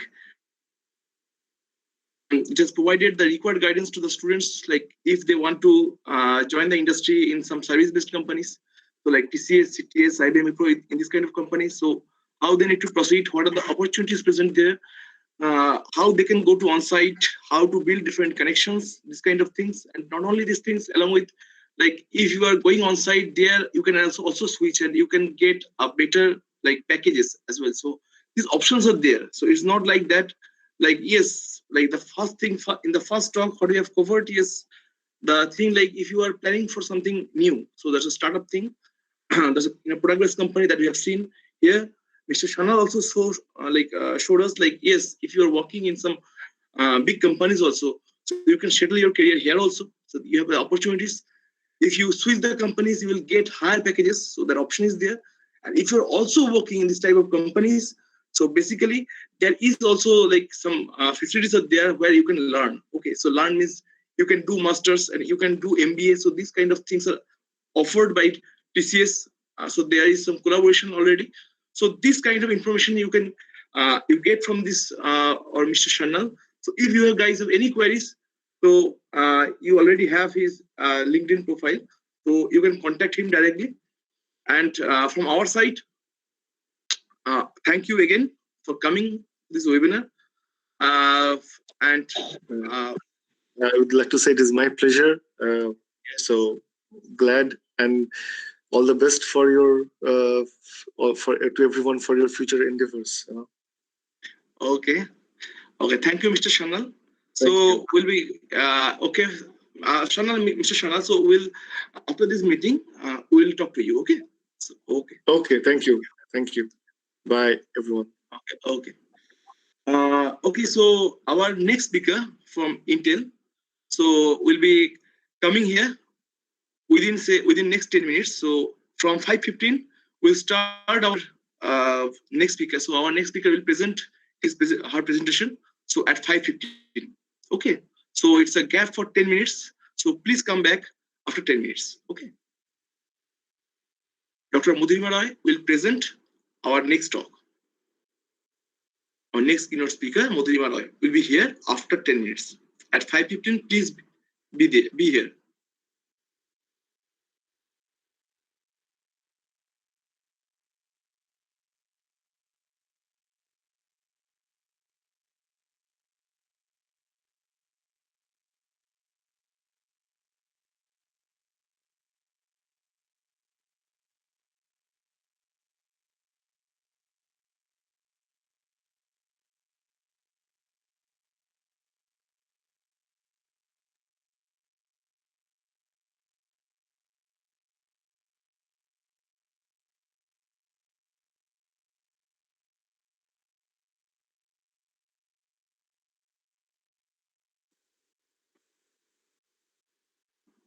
Madhurima ma'am, you here? Hi, Joy. Yes, I'm here. Can you hear me? Yes, I can hear you. You are Okay. completely audible. Ma'am, actually, like I have said to these participants, like we'll start after 10 minutes at 5:15. So we'll start at 5:15. Okay. Yeah, like whichever works for you. I'm fine with that. Okay, ma'am. Thank you.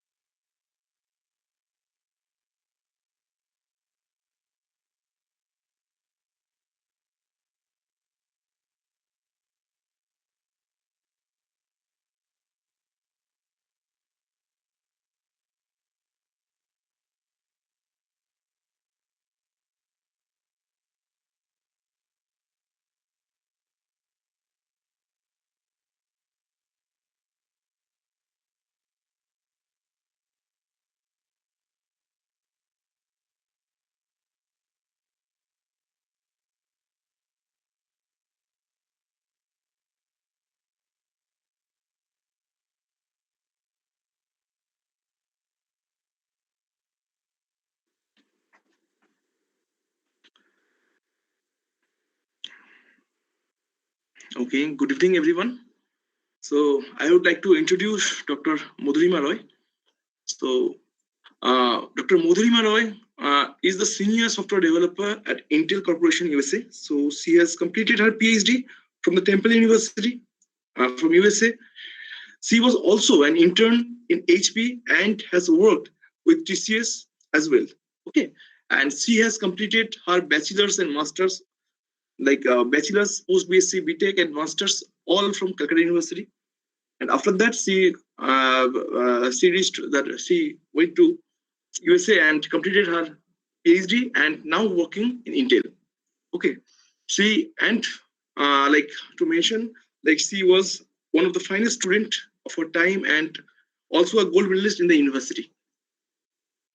To like if you want to understand her fully, so basically she has a lots of experience. So from education front as well as in the industry also. So she has already worked in TCS, also worked in HP as an intern. After that, also working in the Intel also. So basically, you can understand. So she has worked in multiple companies, and also she has received many awards from different organizations.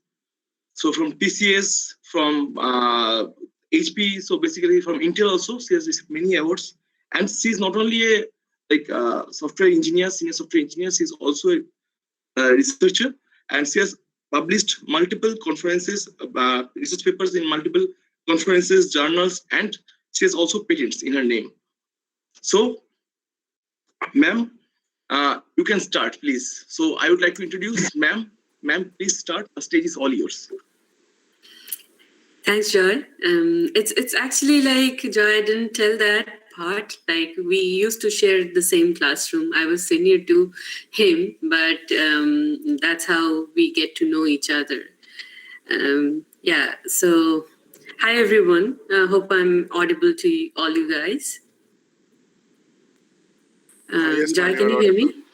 Yes. Okay. Yes, sir. So just to introduce myself, I'm just a very new person in this world because there is a lot to learn, and I'm nowhere near that.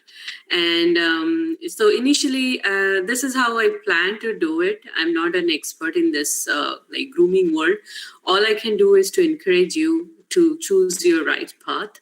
I can say what I did, but that might not be the optimal for you. So you have to choose for your best. So let's start sharing.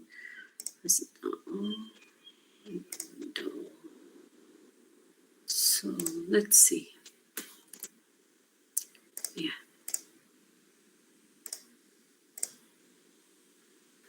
So can you see my screen? Yes, ma'am. Okay. I'm just trying to go for presentation mode. Okay. So here is what my trajectory looked like, my career trajectory looked like. So if you, like, I have chopped off the prior to my BTech degree. So I have done a BSc, Bachelor of Science from University of Calcutta before that. But immediately after that, so here actually I got 4 offers from 4 different companies, and it was very tempting, believe me. Like, I was around 21 or 22, somewhere at that age, and I got offer from Tech Mahindra, TCS, CTS, and IBM. So those were the four companies from where I got the job. I do not know how come I landed onto 4 jobs, and it was more like a crazy thing. Like, we're going after one after another interview, and we're cracking that. And I had all this 4 offer letter, and I went to my parents to discuss, and they said, no way, you cannot go to do the job right away. And I said, like, someday I'll come back to academia. And they said, no, I won't let that happen, because, once you go and start earning, there is no comeback. And it's partially true. I would say it's partially true. Now that I have come here from 2010. Anyway, so then I joined BTech Computer Science, and many of our colleagues and seniors are there who have done that. So I did this 3 years BTech. Right now, they offer, I think, 4 years. So it's a BTech in Computer Science and Engineering from Rajabhajar Science College. University of Calcutta. Then I graduated around July, I think, July or June 2010. That's all I can remember. And immediately after that, I actually tried here to go for higher studies because I wanted I wanted to narrow down my focus and just to concentrate on the cybersecurity and the cryptography and network security part because I liked that over the years of my studies. So I decided to go for that. I got a chance in King's College and also I applied to University of Greenwich. At Strand, but unfortunately I wasn't able to fund myself, and there was no prospect because I was talking to people and they're saying like you may end up getting into a job or not, so it's up to you whether you can find it out. So I wasn't sure, and there is a huge amount of loan or funding that I have to show because it was all about money, and this is where I'm talking about 2010. So this is in September 2010 that I decided to join TCS. And I went there because initial thought was like, let's just do it. Like, don't regret that you were not able to go and do your higher studies. That's fine. You'll get another opportunity. But soon after that, as soon as I joined TCS, the IP was very good. They really take care of you. And I'm very fortunate that I went to a small ILP, which is in Guwahati, and you will get a personal care there. Almost they're like your teacher and university people. They will take the real care of your academic stuff, and also they will help you to grow as a professional. Like you're fresh out of college, you do not know how to interact, what to do. Sometimes you'll just try to make more fun, and that's not permitted in the professional world. So they're just like to teach you both academics and also they will try to teach you the etiquettes and professionalism. So it's about 3 months, then I graduated and then I went to Mumbai.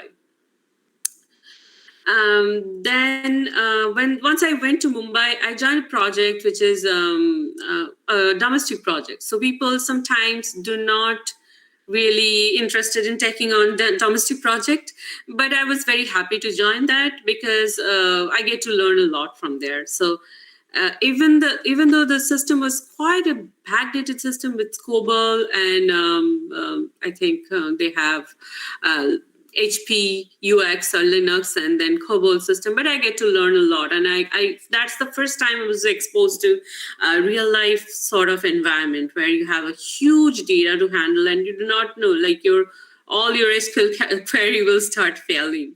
It doesn't really work in that sense. So then after that, it's like all Bengali people perhaps, they will gravitate to their home, right?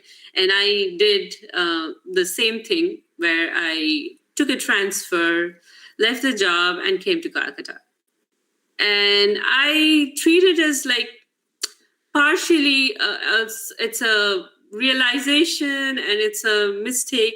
Like if I were in Mumbai, I would have been in Mumbai for up to this time, like until today. I would never have the courage to leave my job and do something because I've been paying a huge like rent there, and all the expenses are at a very higher side. So you do not have that freedom to leave your job and do whatever you want. That happened when I came back to Calcutta, and I was not happy. Like there was always, like I'm a very ambitious person, and there is a part of me that always think about like what's next. Like every 2 years, I think like I'm getting bored of my job. This doesn't really happening this time because I will tell you why that's so. So anyway, so that's when I decided to leave my job and pursue higher studies like academia because I wasn't that confident that whether I can succeed if I go back to academia. So doing MTech and teaching students at Ashutosh College was kind of a learning curve for me. I was preparing myself that, okay, yes, after like 3 years, you can do this. But let me tell you, people don't talk about it that often, but I had to go through a depression while switching from the TCS professional life to the academia, because I wasn't sure whether I can do well after coming back after 3 years. And then also there was a factor that I'm an independent person. I have money. I do not have to go to anyone to ask for that. I have a promotion due in later 2013, which is the first promotion that usually people get after joining the company. So I wasn't sure that whether to take that chance. But then I did take that. And I went to a psychologist and he said, there is nothing more than your happiness and whatever you think right. And it's more important. So he also asked me, do you have any liabilities? Do you have any loans? Do you have any car, home, etc.? I said, no. I know there will be people who will do this at the very early of their career, like they will buy a home or something, and they have a lot of dependencies around their job. So it's hard. For me, it wasn't that hard. So I chose whatever my mind says correct, or whatever my feelings were. Accordingly, I chose my path. So I went to do my MTech, and I was also teaching students at Ashutosh College, and they were very great kids, and they were very accommodating. I'm just a student, and that they were just my first student, and they were very helpful. I get to learn a lot from them too. So this is a kind of exchange of information.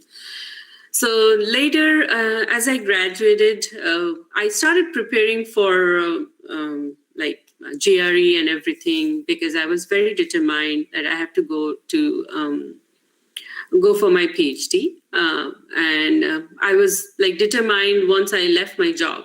So I was in the process of preparing for the PhD and application during my MTech, so the later year probably. And then I went to start my PhD. So that was a very hard decision, because I'm always very family oriented, and I never thought that I can do this. But yes, I did it. And then I traveled to my school, which is in Philadelphia. And then, so it was a really difficult life. There will be a lot of challenge. It's nothing that is easy, because you have you'll be all by yourself to do everything that you have done before, and some part of it that you have never done. So that's when first time that I was introduced with open book exams, and it was no good. It's not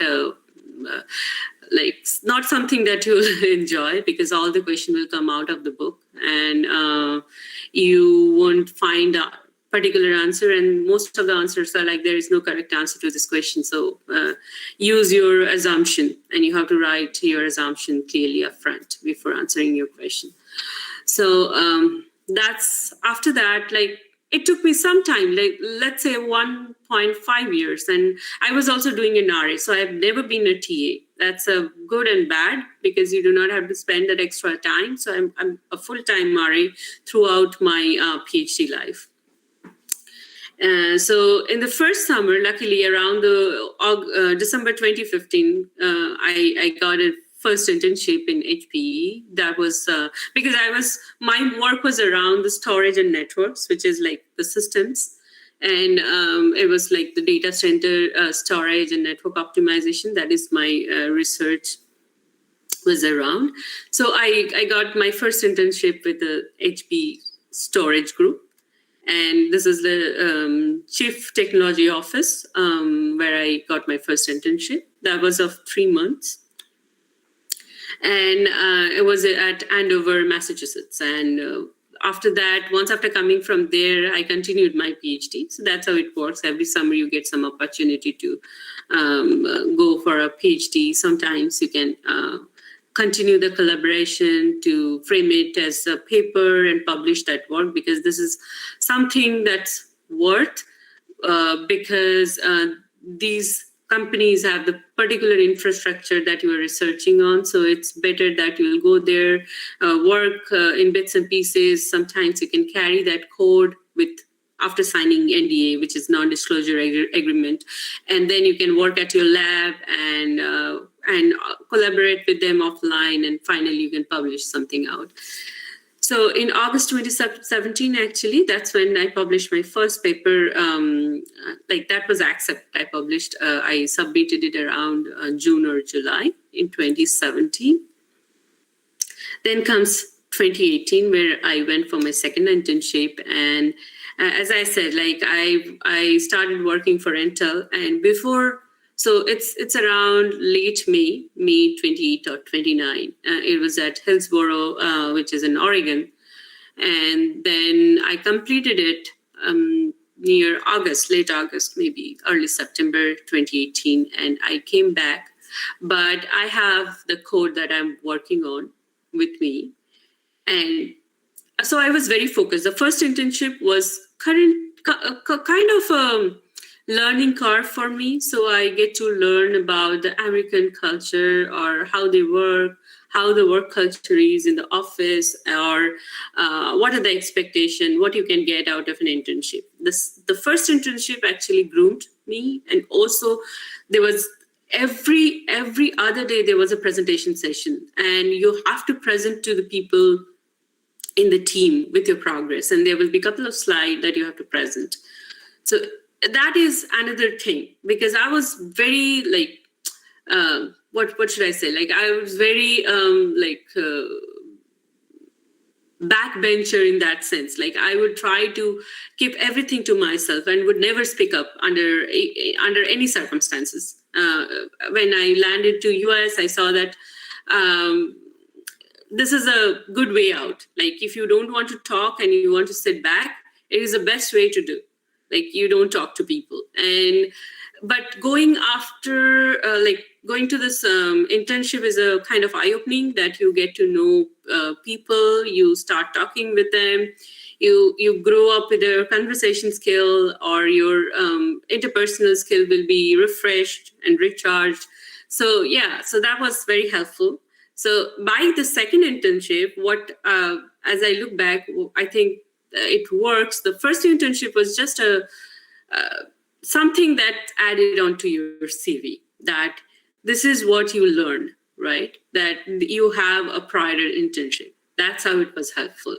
I didn't publish a paper out of that work, but that experience helped me to land into this opportunity, which is internship in the Intel. And every time, believe it or not, every time people go through your resume, they look for an internship. They feel safer when they see that this person has done something in the past, or this person has already interned with a company. And let's say a company like HP is good enough for Intel to find credibility about my internship. The second thing was, it also, as I said, the interpersonal grooming was important. But for Intel internship, it was a very busy internship. You were all by yourself. You were given a work. You know what is your exit criteria, to make this internship successful. And I was working for a team which is somewhere between research and product. So you ideally create your product, you design a POC, which is a proof of concepts, and then you have to show the efficacy of your model, that yes, it's working, or yes, it's not working. So not working is also perfectly acceptable. You do not have to show that this is working, because this is research, right? You may fail, your ideas may fail, this is fine. So kind of the yardstick here is, out of 100 research, 70 might fail. That is fine, because that will also give you something to take away from that, your failure. And that's very important. And the fairness is the key thing. You should say upfront that this is your result, whether it is it's a complete failure, or whether it's 100% success. So that is something to learn from them. Then when I finished this internship, by then I had filed a patent, and also I have found my final job, because they have offered me. I didn't accept it by then. So the full-time job had been offered by them at that time. So then in December 2018, that's the time I I filed it technically. So you have to go through the legal process and file it. So that's when I filed it. Then comes the 2019, which was very busy. Intel wanted me to be there in summer, but my advisor, he's a wonderful person, but he has his own limitation, and he wanted me to publish a couple of papers before I go. And I just did that for 2019, and I graduated in December 2019. Then I joined Intel in January, mid-January 2020, and as a full-time employee at Oregon. But then all hell broke loose, and everyone like started going back home. Within March, we were all working from home. So yeah, I'm still working from home, but working for Intel definitely. And in December 2020, it takes a long time to accept your approve your patent. So it was pending for all this time between December 18 to December 2020, and when in December 2020 it got accepted. So right now I'm working from them, and my work is around the solid state drive. I'm not sure how much you're familiar to this drive, because I've seen storage is not, so network is something people read about, but storage also got to have, like storage also has a stack, like networking stack. They have some protocols and they have the drive. So with hard disk drive, I know people used to teach us, or I remember our professors used to teach us how the hard disk work and how the like seek time, rotational delay, everything is taken into consideration where you calculate the delay. But I am not sure right now whether SSDs are introduced as well. I believe yes, but yeah, so that's where I work right now, and my it's more of a product-oriented work. I worked a little bit on platform too. Platform means when you have, so Intel manufactures all this ingredients, right? Like storage, network, everything. So platform is a server, a storage server built out of all these ingredients. And I have worked with that too, and I have worked with a standalone device too. And right now I'm just working on that to see like how can we improve our product. And also my team is called Path Finding Team, where I and my mentor is there. And then we just work on some proof of concept to show that how the future looking product should be. And the end goal is to have something. If it is acceptable, then we'll give it to the product team and they will accept or reject. It's up to them, but we have to show that this is how efficient it is. And based on that, you can publish a paper or file a patent with your idea. So that's all I'm on right now. That's my track. So this is my trajectory. Now, going back to why I think TCS helped me in achieving something is because it's very easy to go through your book, learn everything, but it's more like memorizing everything, right? Not learning unless and until you do it. So the hands-on is really important. I haven't done much with like TCS because it was the projects are mostly with financial systems, so it's oriented to coding, and my work area was Unix, PL/SQL, and what else? Yeah, MF COBOL was briefly there, and mainly the SQL, PL/SQL, and Unix. And yeah, I have worked in that area. But what I learned is how the real world is, how the data look like. Like I was working, my client was SBI. So let's say if you are having a bank database, a dummy database, you would like to take out data for data worth a single day, you will fire the query and it will give you the data within a minute or so, right? Whereas in an SBI database, believe it or not, to retrieve a single day worth of data, it took us 4 to 5 days. The query will run that longer. So that's how the data is. There are millions of transactions in an SBI database in a single day. And there are many challenges. We have to optimize our query. You cannot just do a blind query. So that may take this query to run for 10 days as opposed to 4 days. So you have to optimize it. And there are ways of query optimization. You have to talk to a DBA and see like what his opinions are. And you have to see like if there is any suggestion from him to change the query. So this is sort of learning curve again. So anywhere, like wherever you see any opportunity, just pursue it because you don't know what you're going to learn. So during my first internship, I was so new. Like I have only researched for 6 months. And I was thinking like whether I should go for this internship because I know nothing. Almost I don't know anything. So, and also like the fear of the American work culture, I do not know. These are like all American companies. There are Indian people, but I think due to Andover, Massachusetts, there are like lesser Indian and kind of mixed culture than what I found in Intel.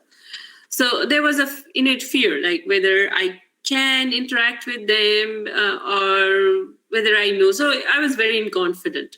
So, but then when I went there, I kind of adapted myself. I started learning their infrastructure, how things work. I did not have any help. There is one remote help whom I was communicating with. There is one guy in, I think, San Francisco or somewhere. So I was talking to him and I was getting to know their systems and how it works. And I was able to survive.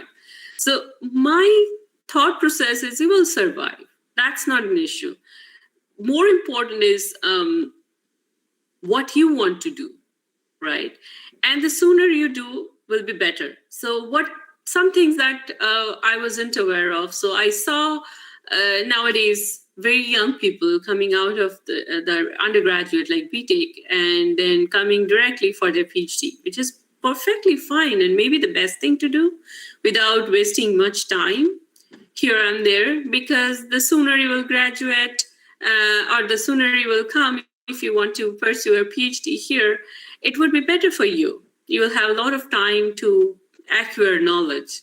And but the later you come, you will run out of time. So since I came in my early 30s, or even before reaching 30s, actually, I was in a rush that I have to finish it. I cannot take like 5, 6 years, 7 years to finish it. And so that's why I thought like it is always better. Like I really admire this young people who are coming just out of school and pursuing their future in PhD or anything here. So as long as you perhaps already know, which I wasn't sure of, or that as long as you have like 16 continuous years of education, you're fine to apply for PhD directly, at least in the United States. I'm not sure about the other countries, so you can directly apply for PhDs. And PhDs are usually funded, so you don't have to like fund yourself. And if you think about it financially, then I'm not comparing side by side, but all I can say, like, I didn't do anything wrong by leaving TCS, because there is another feeling that I've seen across my family member, not my family member. It would better be like the extended family member. They will discourage you. They will demotivate you. And they will somewhere try to focus on the fear that you have in your head that, okay, if I leave that job, which is kind of stable job, paying me everything that I owe to others, so whether I'll be able to support myself. And that's the biggest fear, right? You don't want to live with that.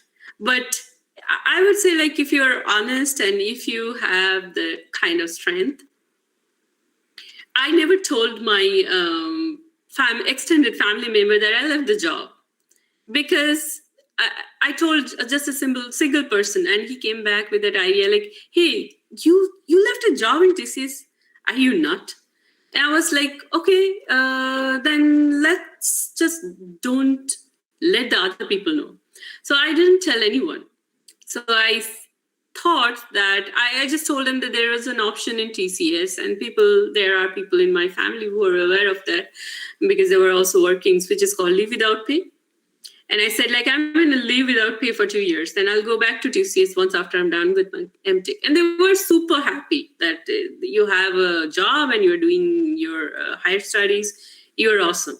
And that's how it is. I am very unfortunate, but that's how it is. But I would say, don't care about whatever other things. Even like, honestly, sometimes parents are too focused on like you that they will think that upfront your decision is not correct, but eventually they will recognize that yes, whatever you did might be the best that you can do at that point. So just focus on what you want out of your life. If it is like you want to be a musician, just do it, but do your best. That's all I can say. Like, this is very common, I suppose everyone says. And your mental health is very important. Here in US, whichever company I work for, even during this pandemic, where we are working from home, and there is no like cutoff between your work and your personal life, people all the time talk about how to be happy and have a perfect work-life balance, which is very important. That I do not see people talking in India. That's very unfortunate. And they believe that as long as you're a professional, you can finish your job professionally and on time. Nobody has to come and do any sort of hectoring. You don't need any surveillance. So that's another important fact. And the leave policy and everything is so smooth that I cannot even tell you. And I have had problem with this back in India. And it was worse in Kolkata, honestly. In Mumbai, I didn't have any problem. I was very lucky to have a very good team. So I didn't have any problem. But as soon as I came back to Calcutta, I see that problem. And it's very unfortunate, but I wouldn't discourage you. You might get a different team. My team was not that well. Like, at least the head of the teams were not that good. The team members were awesome. I must tell you, like, this is just what I want to clarify. And they have some work ethics issues, like they used to start late, finish late. So that sort of things, which I personally do not agree to. So that's why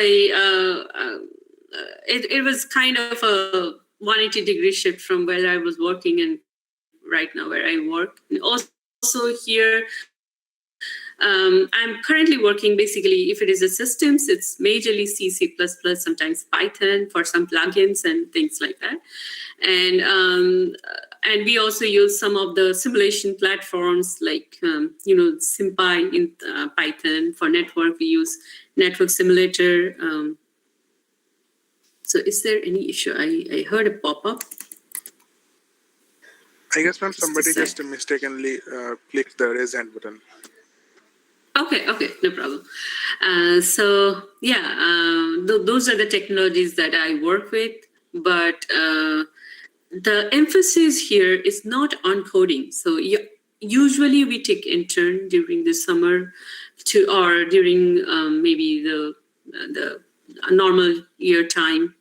We hire intern to do a small piece of work. If it is undergraduate, then the work is more like coding, small piece of code, very focused.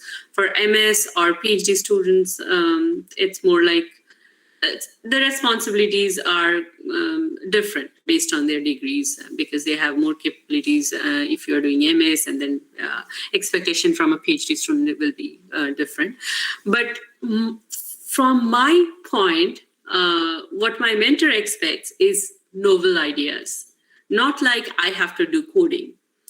I have to show it mathematically that whatever I'm claiming, it works. Sometimes what we do, we'll code briefly with Python or a small C code to show that, yes, it works.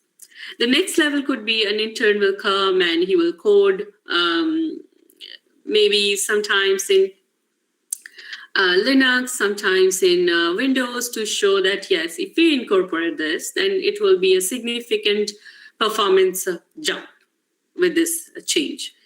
And that's the outcome of our research, and we have to publish it to the management and things like that.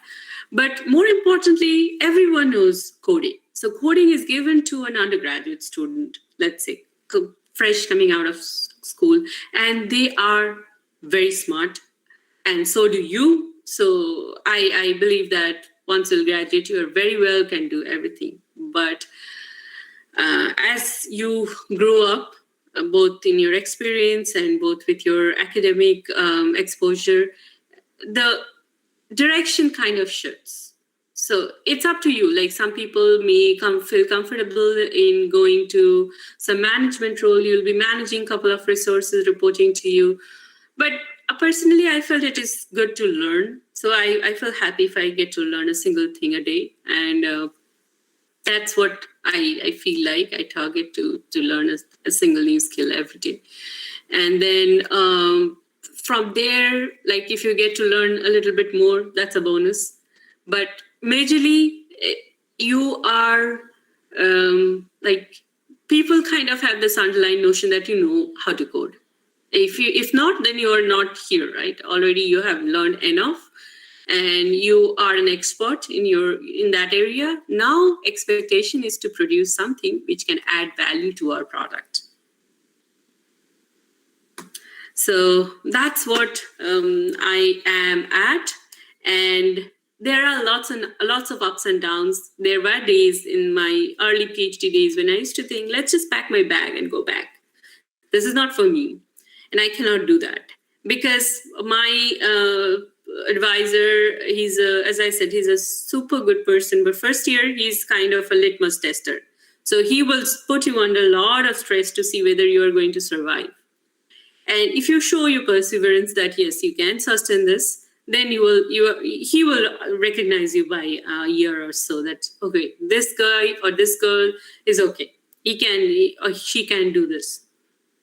So the later years were fine, but the initial years were very hard with all your coursework. So almost I did 8 courseworks, which was equivalent to doing a master degree here. So if you are coming as an undergraduate, you have to go through as opposed to 8, I think you have to go through 12 courses.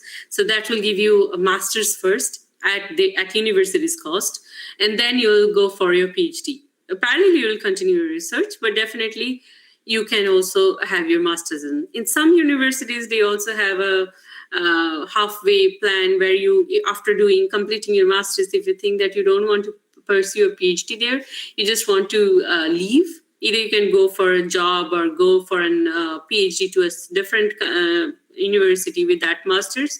Those things are allowed. But for my universities, it was not allowed. So that's the thing. And 2 additional things that I would like to suggest, that if you can do this, like there is a upside and downside of joining the job and leaving it to go for a higher education if you want to do that. Because if you don't join a job, you'll be fresh and you do not have temptation of money and everything. So you can go directly to your higher studies and do that, finish it. And the sooner you finish, you can go back to industry or academia once you finish. But if you don't go to industry, then you do not have any hand-on. You are starting afresh. So most of the things are kind of conceptual for you. It's not something that you have worked on. So that's a downside of not testing the academia and testing the industry. And here, industry and academia works very closely. And I've seen my boss, whom I report to, he came as a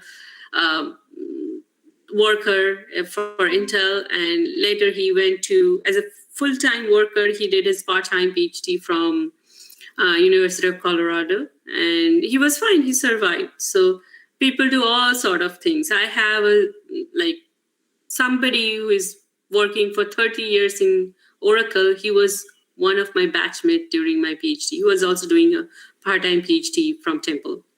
So you can do, so age is not a barrier. That's the thing. So you can do whatever you want and at whatever age you want, as long as you want to.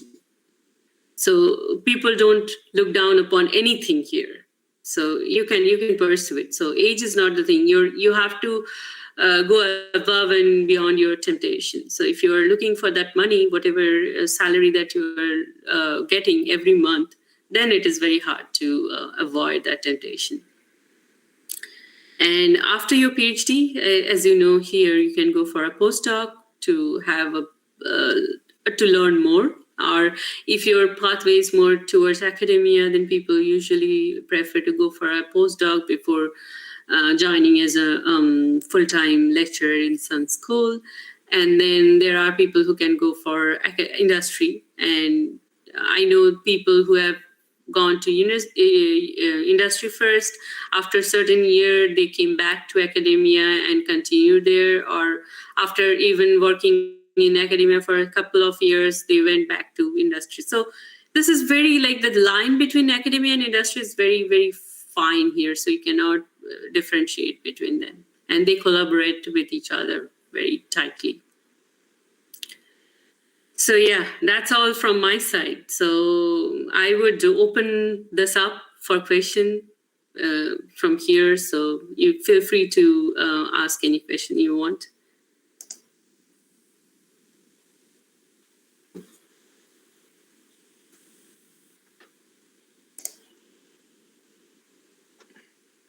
Hello, everyone. If you guys have any question, dear participants, if you have any question, please put the questions. You can raise your hand, you can directly ask, or you can actually write those questions in the chat also. Okay. So we're waiting for your questions. Yeah, like there is no question which is silly. So you can ask whatever is there in your mind.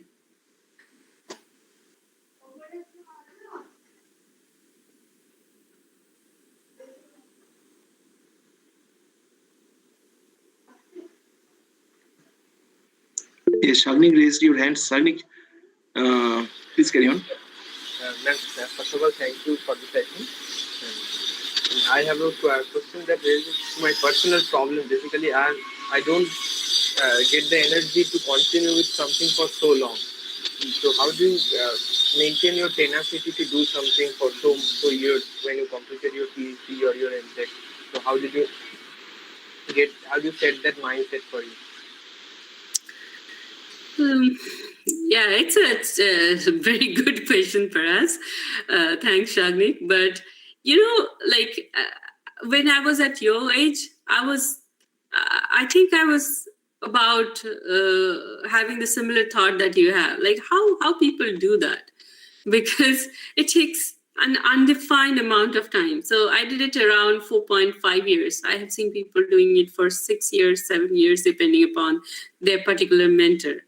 But I think if you love something, so when you do a PhD, your focus is kind of narrowed down. Let's say you are learning a subject in your school, and a school means your university, and you like it the most.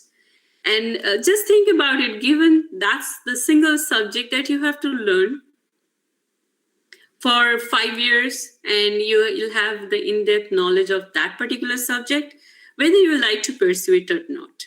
If you think that you won't be able to live with a single subject for all these years, like 5-6 years, then I think you have to grow a little bit more with your experience to see like what exactly you want to do.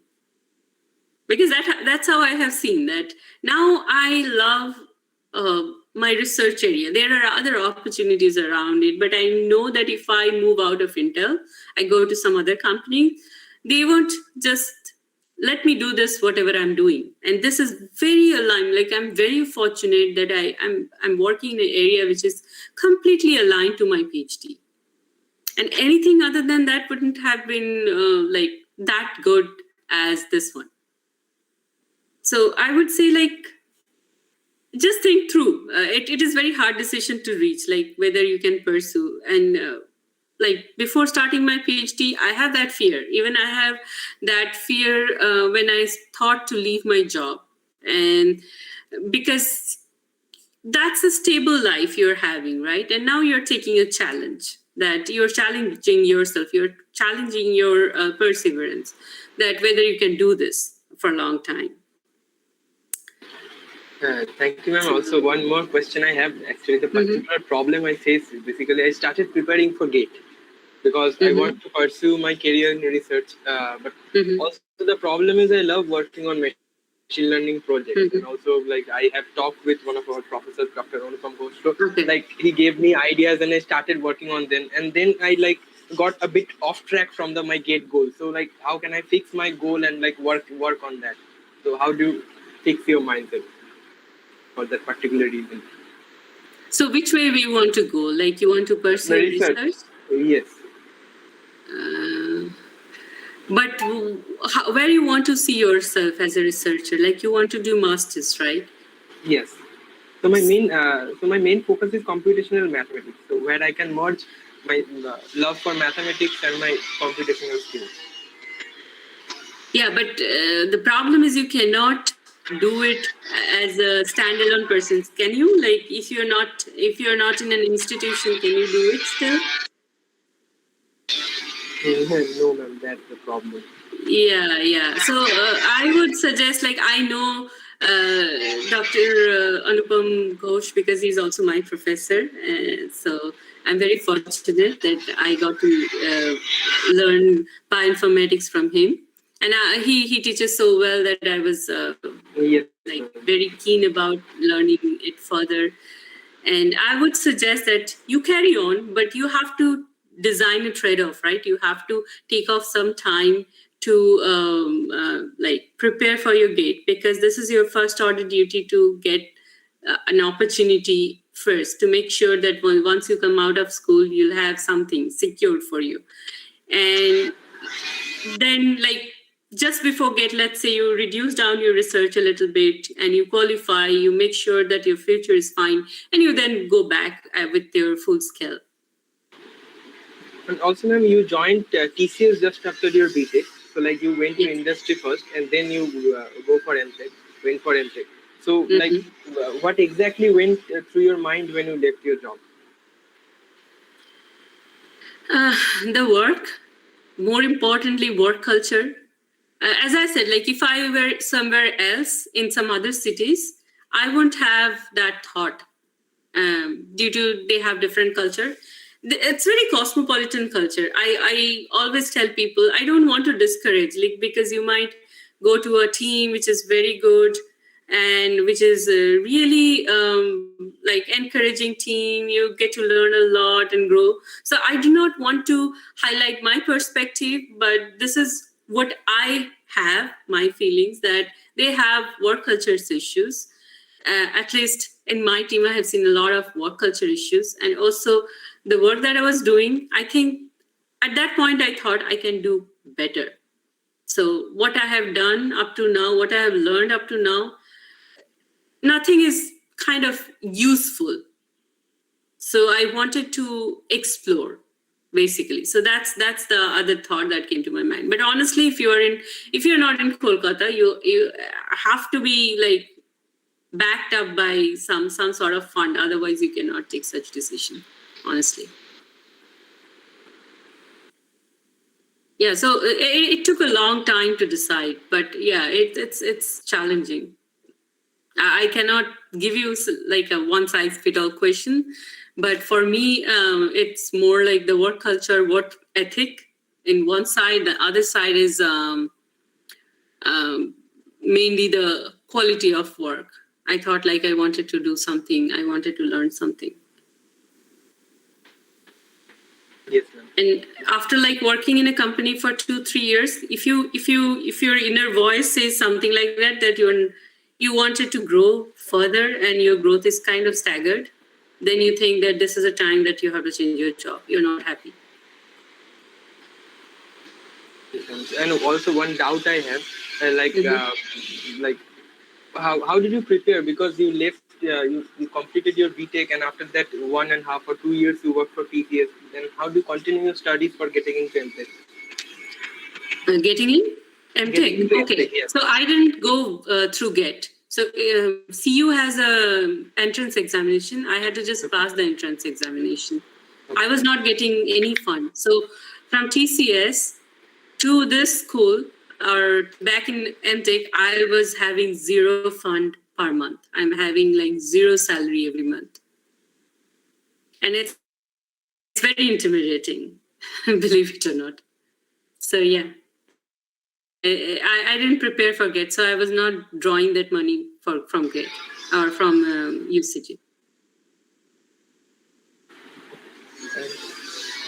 Sir, Joy sir, Yes, yes. Sir, you can carry on. Hi, Madhurima. How are you? I'm good, sir. How are you? Okay, fine. It's okay, but the situation is not good here. Yeah, So it's nice to meet you. Yeah, it's nice to talk to you after so long time. Yeah. So I have actually question. So you have a experience in different platforms. So in India, in TCS, as well as in Ashutosh College, the teaching experience, as well as in USA, in HP, as we are talking about the doctoral degree, MS degree, MS intercurriculum, all those things, and also in Intel. Now, how the final year BTech project, or even in MTech project is important for any kind of test recruitment?